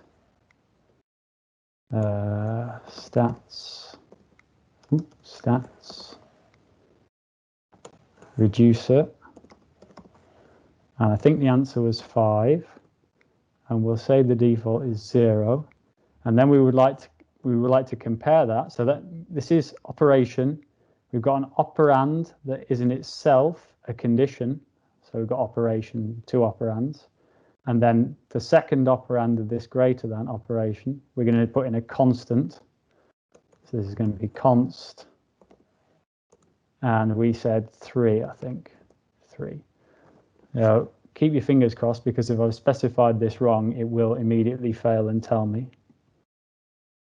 Oh, it's like magic. Now, the great news is that although that syntax is really complicated to type in, if you get it right, the interface will render it properly. So this is telling me, yes, what I'm actually looking for is if test stats reducer 5 is greater than 3, then we haven't set up an effect. Okay, so once you've set up the rule, what you do is you go over here and click on the little yellow cog, click on that, and you create a subject rule effect. okay, create an effect, and we could retire it, but I think, yes, let's retire the subject because that's actually useful. We're going to retire the subject, and then the reason, you can pick from one of these reasons, and we will say nothing here because it's all junk. And we create the subject rule effect. And then we can come back to, in fact, let me just jump to here. It's probably the quickest way to do it. And we can see that we now have one extractor, one reducer, one rule, and somewhere, well, it doesn't have any rule applications. That's the other thing. Oh, that's the one other thing that I wanted to show you. I mentioned that you can either apply the rules all in order or all of them. You can apply them in order and trigger if the first one that returns true, or you can apply all of them. All matching rules means that you'll apply all of them. First matching rule means that it's going to apply them in order. Okay, so that's how you would set up that option as well. That's all I really wanted to say about Caesar. I dare not try and test it. However, tomorrow, once I've verified everything that's working, I will show you how it's performing. So that was a little introduction to Caesar. Probably took a little longer than I wanted to, but that's okay because my next talk will probably take less time than I wanted to. Do I have any questions? I have a quick one. Do you recommend using Caesar in any project, or is there any cases where you think it's not the best option? I mean, that's a really good question. I think if you have a project that is really very, very straightforward and you don't need any sort of complicated retirement, or like you can guarantee that after a very small number of classifications, you will have almost certainly got the right answer. So you get very little efficiency gain by having a much more complicated retirement rule than just specifying like 3 classifications in the project builder is probably fine. Okay, you say after 3 classifications, I'm happy with the majority of 3. If instead you're up to the point where you need something like 10 and you're looking for the majority of 10, you can probably do better than that. So at that point, I would always say, think about using Caesar because you don't want to waste the volunteer's time. Right. Thank you. Okay. Were there any other questions in the chat? I can't see it because I'm sharing a screen. Teams. Nope. Okay, right. So I'm going to really quickly go on to my next talk, which is just to talk a little bit about an introduction to training and feedback. And then finally, we'll finish off with a nice talk about some science. Okay, so the whole point of training and feedback is that you want to train not only skillful volunteers that are going to give you great, accurate, rapid classifications, but also confident volunteers. And I'll explain a little bit later on why it's important that volunteers are confident about the work that they're doing for you. So you might want to train volunteers for perhaps the obvious reason that you expect them to have better performance. You expect them to perform the task that you give them more accurately, perhaps to do it more quickly, and so you will end up with far less noisy classifications. Okay, that might happen. I would argue that it's probably not the main reason that you would want to train volunteers. I think probably one of the main reasons is that I think it's going to improve volunteer retention, because if you expend a little bit more effort training volunteers, making sure that they're confident they know what they're doing, then they're much more likely to spend longer working on your project. Okay, and the reason for that is volunteers tend to be very worried about spoiling your results. Okay, and if they even suspect that they might be doing it wrong, they'll tend to drift away from your project after just a few classifications. You can avoid that, first of all, by being on talk all the time, as I've already mentioned, but secondly, by providing a little bit of extra training just to really give them that boosting confidence that they need. Don't take this next one too far, as I've highlighted in bold. you might be able to implement slightly more complex tasks if you do the training really, really well. I think Erik's project, LOFAR Galaxy Zoo, is Radio Galaxy Zoo LOFAR is a really good example of this, where the task is relatively complex, but you saw the data that they're getting. They're really quite good. I mean, they're not as good as experts, but they're not as bad as they could be, given how complex the task is. However, that doesn't mean if you train volunteers, they'll become as good as experts. You can't just give them a workflow that you expect an expert to do, because they will, first of all, probably give you noisy data, and second of all, very rapidly become demoralized and leave your project, and you'll end up with like 10 volunteers who are ridiculously overconfident classifying for you. The final point there, which is that it's a little bit jokey, but sometimes it's best to keep in your mind that most people aren't going to read the tutorial in the level of detail that you expect them to be, especially given all of the loving effort that you put into writing it. You should bear in mind that not all the volunteers that come to your project will be doing it with the first language being normally English, but whatever first language your project is written in. And in that case, something more like hands-on training with feedback, as we saw, might be more appropriate. Okay, so what is feedback?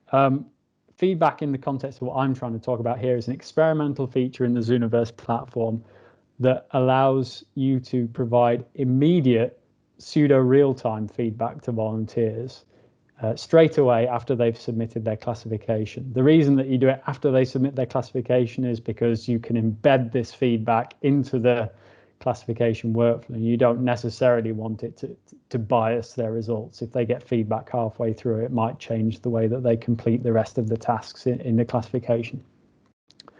So the feedback system, because it's experimental, it only supports a subset of the tasks that are available in the project builder. So these include question tasks that don't permit multiple answers. Fortunately, that includes the SuperWASP variable stars project, as you may have guessed. Volunteers receive different messages depending on whether their answer matches an expert answer or not.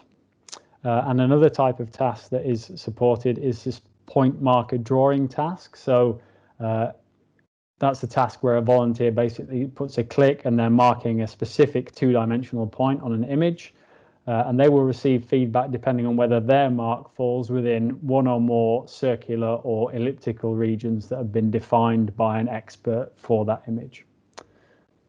Okay, so how does feedback work, or how would you implement feedback?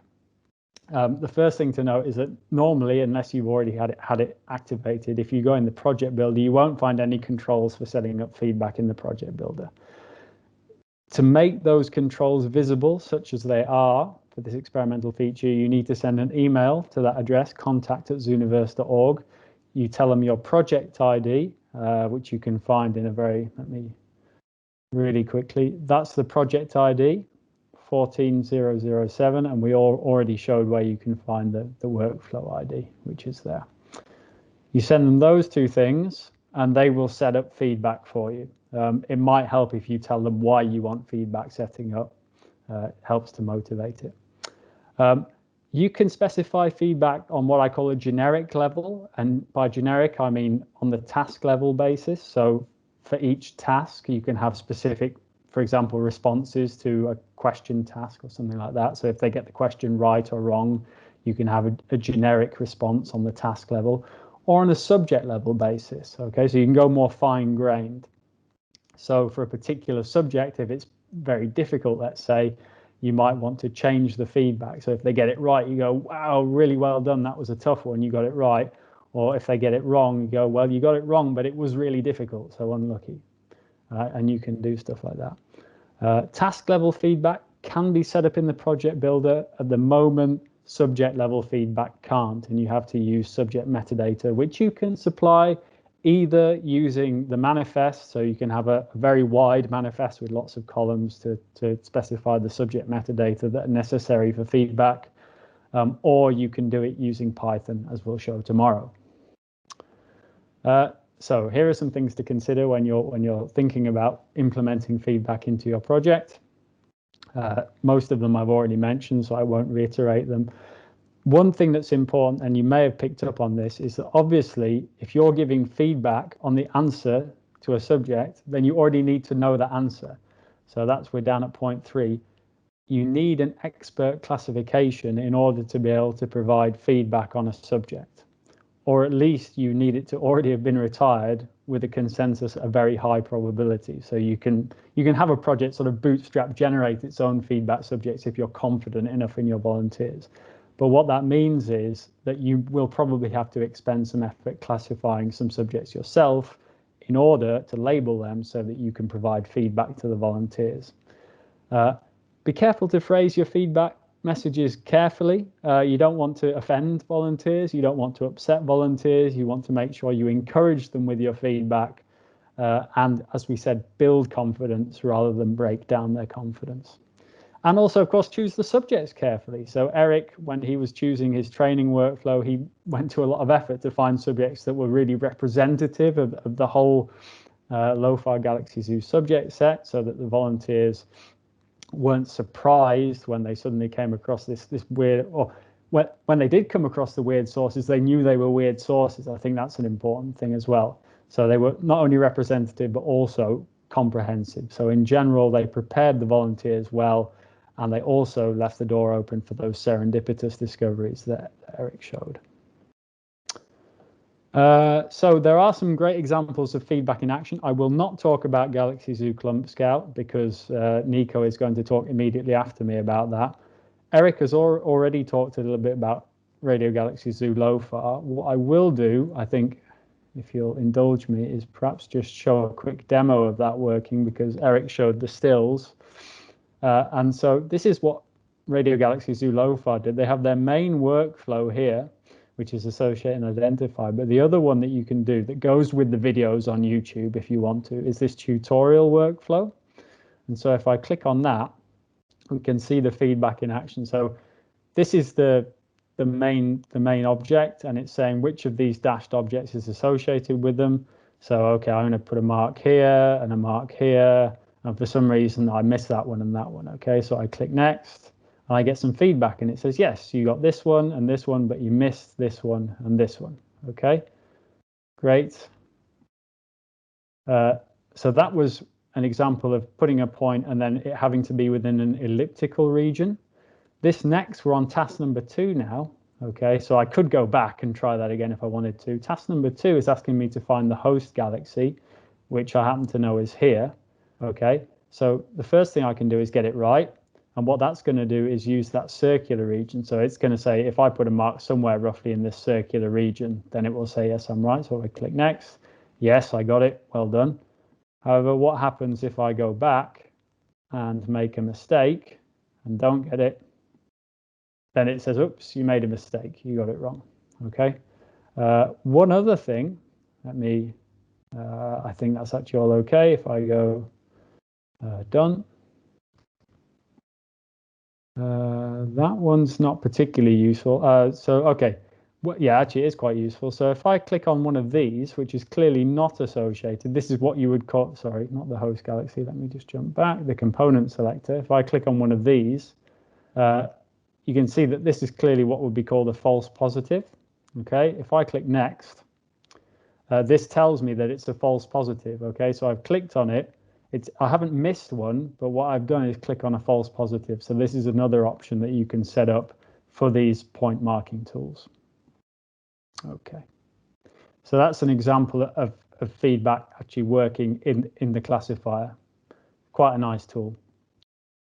Okay, so I want to talk very quickly about tapered feedback. So if you put feedback into a separate training workflow like Erik did, that's fine. You expect feedback for every single subject. If you put feedback into your main workflow, then first of all, what you would probably want to do is front load it. So you'd want to have something like what's shown on the right hand side here, where to start with, the majority of your subjects are training subjects.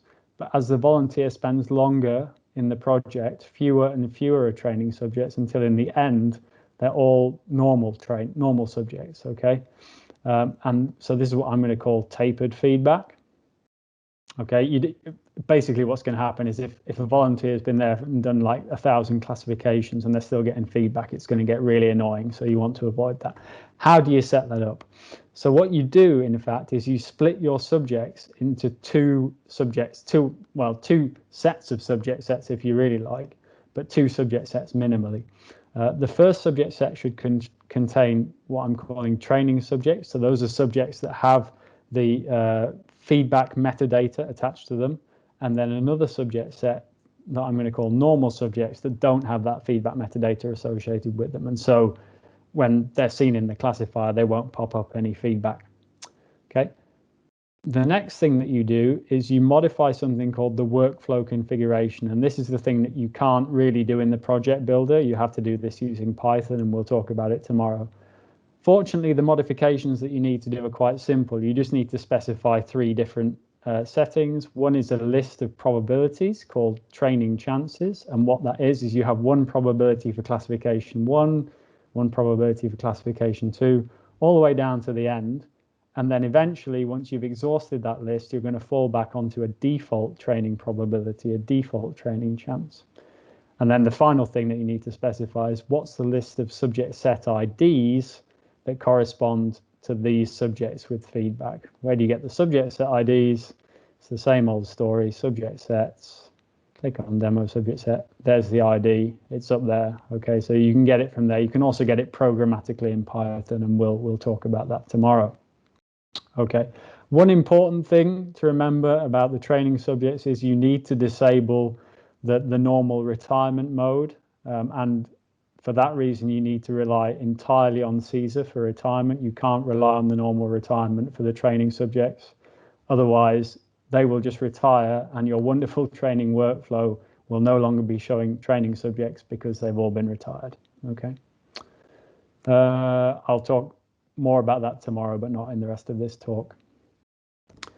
So what do you need to consider? Well, you need to consider that you need to do some Python programming to make this work. You need to modify the workflow configuration. Tapered feedback, this is actually really important. Tapered feedback only works for volunteers who are logged in. Why is that? It's because the system needs to know how many classifications they've done. The system doesn't track not logged in volunteers in such a way that it can determine how many classifications they've done in your workflow, especially if they go away and come back again. Okay, so if you need to know how many classifications they've done, that's not going to work. So the default fallback behavior is that if a volunteer is not logged in, they see no feedback at all. Okay, I've already mentioned that it's actually quite simple to set up if you're happy to do a little bit of programming. And it will be demonstrated tomorrow in the advanced project building tutorial.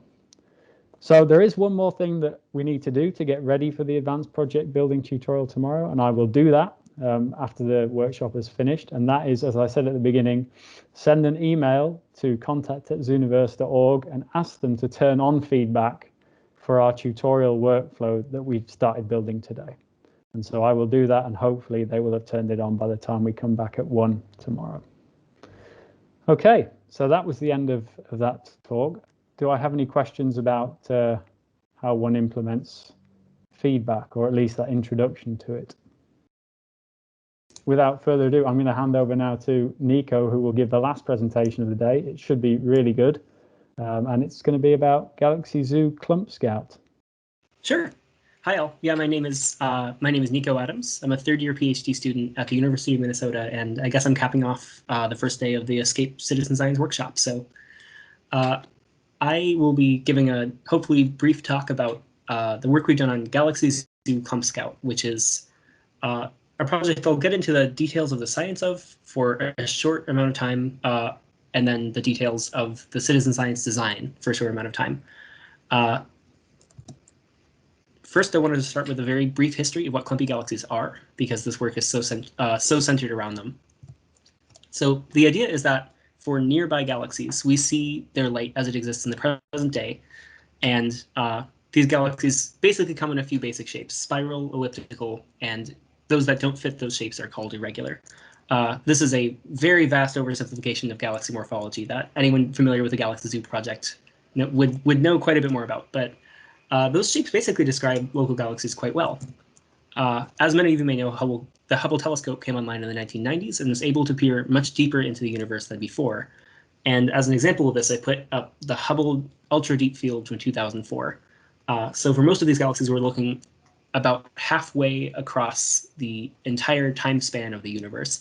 And many of these galaxies are still in an earlier phase of galactic assembly.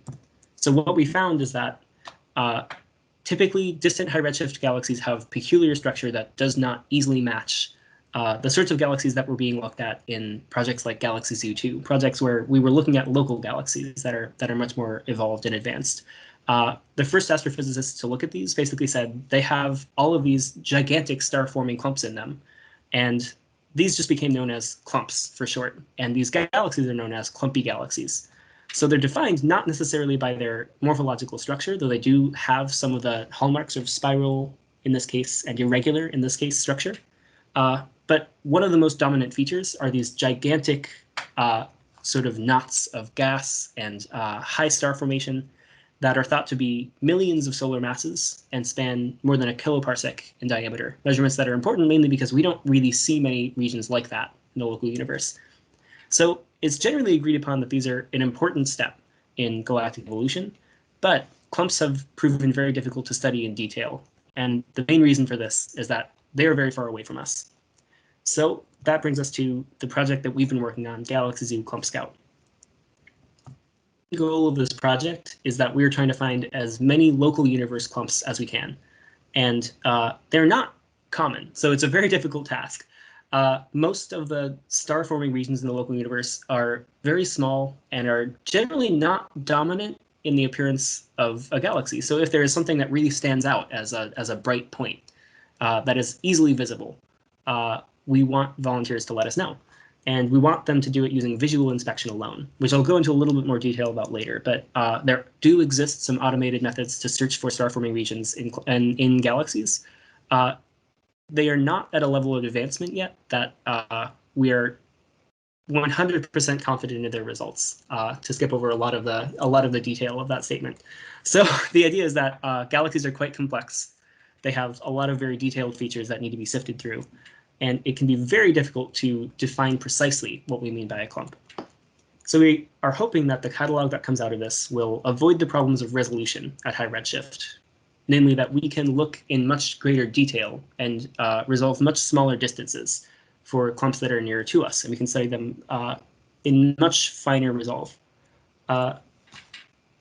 Another goal is to fill in the low redshift gap in the clumpy fraction. We have an idea that most of the galaxies that are forming stars at higher redshifts in earlier ages of the universe had a lot of clumps, and we don't really have an idea of the fraction of galaxies that have giant clumps like this in the local universe. We think it's small, but we don't know exactly how small. And finally, we're hoping to find potentially unique and interesting galaxies for follow-up. Which is something that citizen science is especially suited for. So we want volunteers to promote to us how many galaxies have clumps, and also which ones are the most interesting. Which ones should we look at in finer detail? So those are the goals of the project, and they informed the way that we put it together. The concept is that we wanted to have volunteers examine galaxies and mark unusually bright points, and then aggregate those marks in such a way that the result mimics the visual classification of an expert as closely as possible. So the galaxy on the left is one example of this. This galaxy has 2 clumps in it. Some of them are simulated, meaning that we actually went through and added points of light that mimic the colors, positions, and generally the properties of star-forming clumps that we expect in real galaxies. So what we would like volunteers to mark here are the 2 brightest points, the one at the top and the one at the bottom of this galaxy. So you flip that on and off again. It's these 2. So that's the sort of object we're looking for. The process of actually going from that simple concept to creating the citizen science project led to some more complexity. So our final project ended up having 2 distinct tasks. The main task is the one where volunteers are asked to mark all of the clumps within the galaxy. And we actually provide 2 tools for this. A normal marker for clumps that volunteers are very sure about. They look like the normal clumps that we have shown them examples of before, and they look like all of the clumps that they have seen their experience classifying as volunteers. We also provide an unusual marker. And this is for clumps that volunteers are less certain about. This is particularly important for a local universe project because a lot of the things that look like clumps are actually just stars within our own galaxy. They appear like points of light, and they can sometimes overlap the plane of a galaxy so that it is hard to tell them apart from large star-forming regions that are actually embedded within the galaxy itself. That is the target. So we provide that marker basically because telling between what is and isn't a clump can be a very fuzzy task, and we want to leave some room for uncertainty for the volunteers.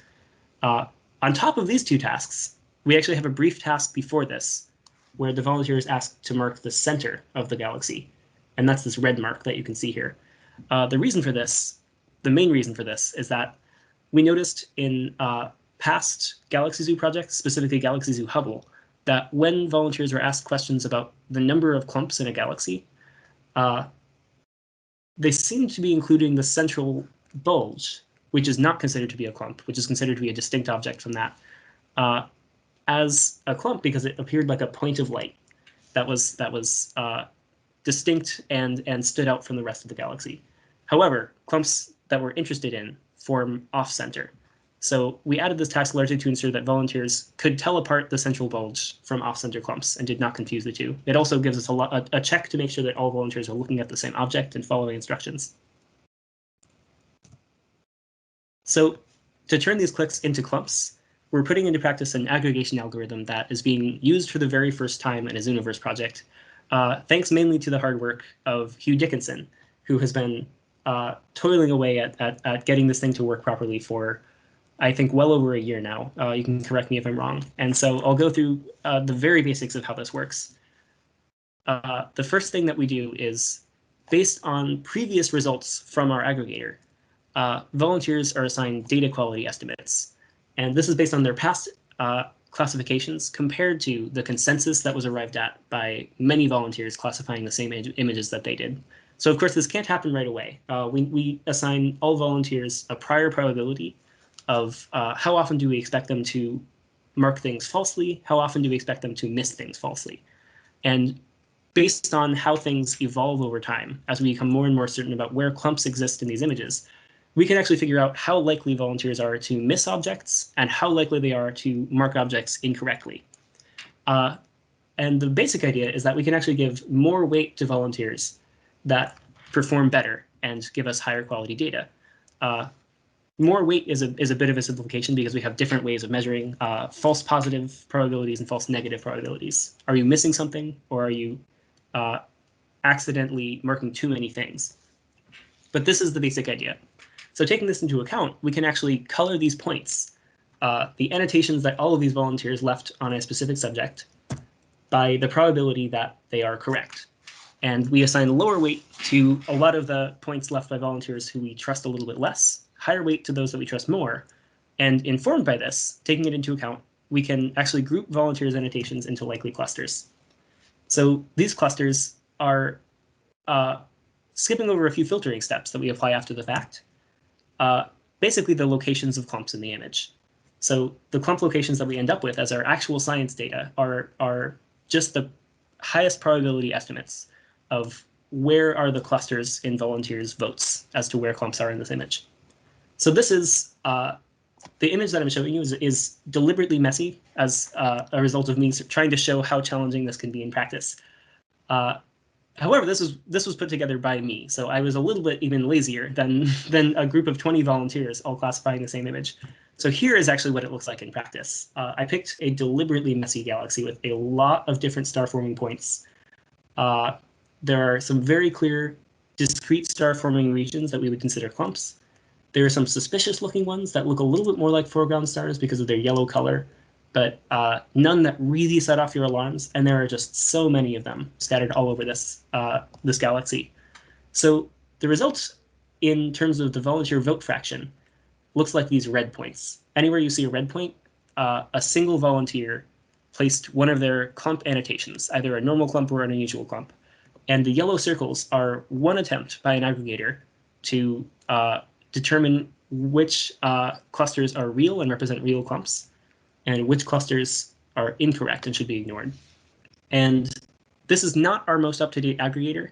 The one that recently came online, thanks to Hugh, is actually the one that uses all of the details that are described in the last slide. This is actually just using a simple clustering algorithm.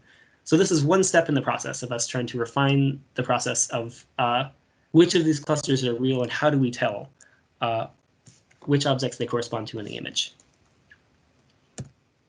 So I want to wrap up basically by talking about one of the less obvious advantages of having Clump Scout as a citizen science project.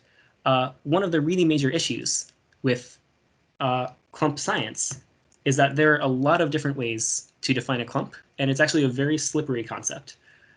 Originally, they were identified just as bright points of light that stood out against their backgrounds, and this means that they were basically identified by the visual inspection of experts, saying, that's interesting, we should look into that more. Over time, we wanted to increase the sample sizes of the clumpy galaxies that we're studying and the clumps within them that we're analyzing. So we've come up with some automated methods for finding peaks in galactic surface brightness that we think correspond to objects that are similar to what experts originally identified. This is still a bit, I don't want to say iffy, because this has been a very well established, some of these algorithms have been very well established over the years, but it does apply some very specific cutoffs to the definition of a clump. You might say like it has to be a certain proportion of the total brightness of a galaxy, or you might say it has to stand out against its background by a certain amount. And all of these apply very specific definitions that essentially just take the biggest, brightest objects and ignore a lot of the things that might be interesting, but don't meet these very specific cutoffs that are chosen mainly to make the algorithms work. So that would be the argument for why it is still challenging to have an automated method search through something as complex as a galaxy, discard all of the false noise spikes, and come up with exactly the objects that we were most interested in looking at. On top of that, it's not a physical definition. It's just a definition in terms of the brightness of certain points in a galaxy. So there have been some attempts to make physical definitions for clumps, and these generally don't agree with each other, and they don't agree with the observational definitions. It can be very difficult to compare all of these things with each other. So the answer right now in the field to what is a clump is something that an astrophysicist looked at and thought, that's an unusually large star-forming region. Let's look at it more in detail. And specifically, it's larger than the ones that we typically see in the local universe. This is really the best we can do right now, skipping a lot of more detailed analysis. So the nice thing about having Clump Scout be a citizen science project is that we don't have to wade into this controversy and apply a very specific definition. We can actually have volunteers look at galaxies and say, which are the star-forming regions that stand out the most? And in reality, there are about 3 things that define a clump as far as this project goes in a more flexible way than would be possible without citizen science. The first is that we have the tutorial. Hugh had a bullet point that essentially said not all volunteers read the tutorial for many reasons, but it is the first place that we provide a few brief examples of expert identifying clumps if people are having trouble determining what they are. On top of that, we have other help menus like the task-based help and the field guide. And essentially, this functions as our first level of clump definition. If somebody wonders what a clump is, we can just point to some examples and say, these are clumps, and things similar to this are also clumps. The second way that we define clumps is through our training and feedback system, which he just went into much more detail on than I will.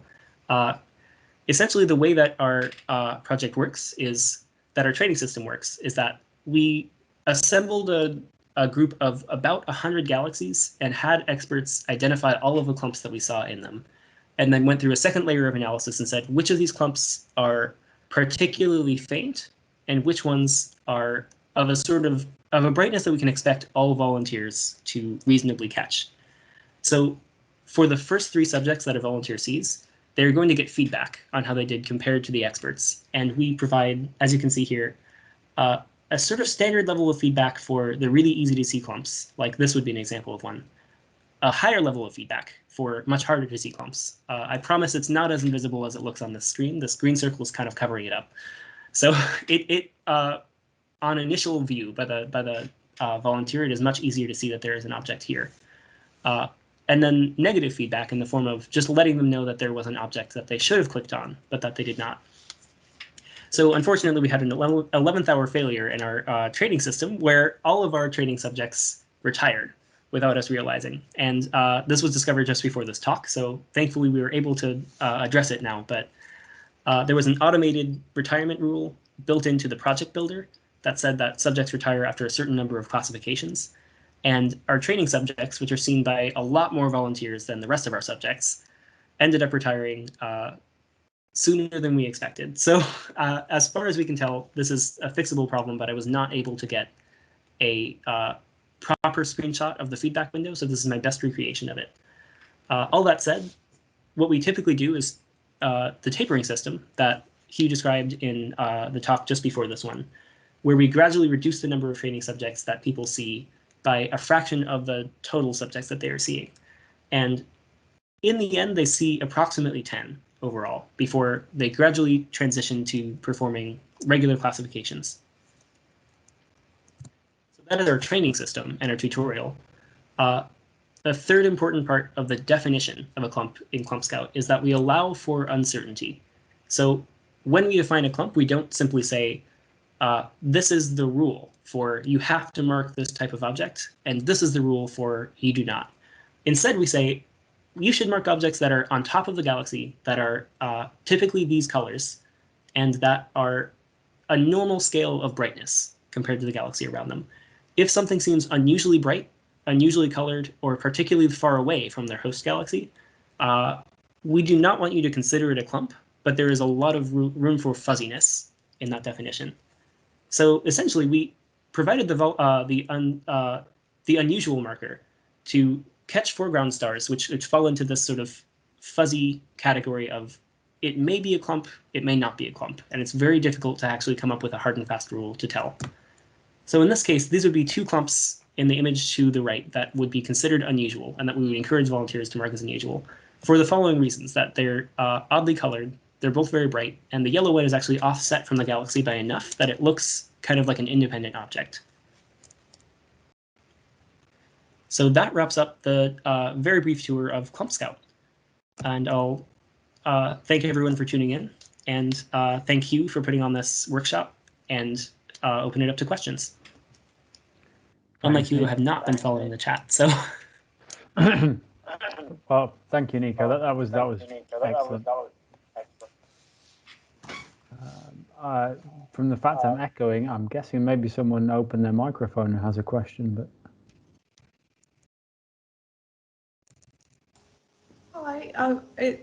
I can probably talk out loud rather than type. But I've got a question about the feedbacks. I think it seems like it's something that's really incredibly useful. Do you think it's worth introducing partway through a project, or do you think it's kind of you're too late, you're in too deep at this point?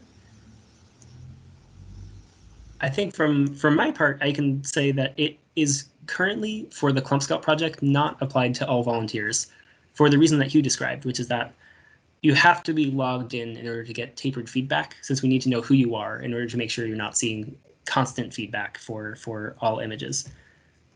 So we already implement a system where not all volunteers get feedback. I think if you implement it in the middle of a project expecting to completely change behavior, that may be a problem, but it is not considered to be, I wouldn't say it's considered to be a vital part of the project for Clump Scout. It's just something that improves volunteer classifications. So for my part, I think we already are kind of in a situation where only some of our volunteers get this feedback. And I think we already kind of do what you describe, where it's not implemented for everyone. Great, thanks. But I just briefly comment on that, Heidi. Sorry. One thing, because first of all, I happen to know that you're talking about the SuperWASP project. So one thing that you might consider is something more like what Erik did, where you have actually introduced a new separate workflow. If you would like volunteers to have the opportunity to either check what they're doing at the moment, or new volunteers to be guaranteed to see some training subjects. Because the way that Erik did it, I might check myself here. I'll find this out in time for tomorrow. But the way Erik did it, I think it works for everybody, regardless of whether they're logged in, because you can just make sure that all the subject sets associated with that workflow have feedback. Great, thanks you. Okay.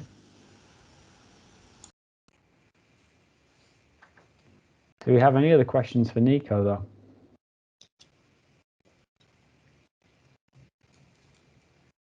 Let me briefly check Slack.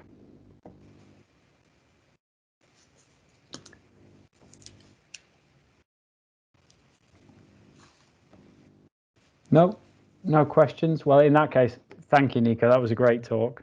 I would ask a question, but oh, sorry. Oh, just wanted to say thanks. Ah, great. Okay. I will now go ahead and stop the recording.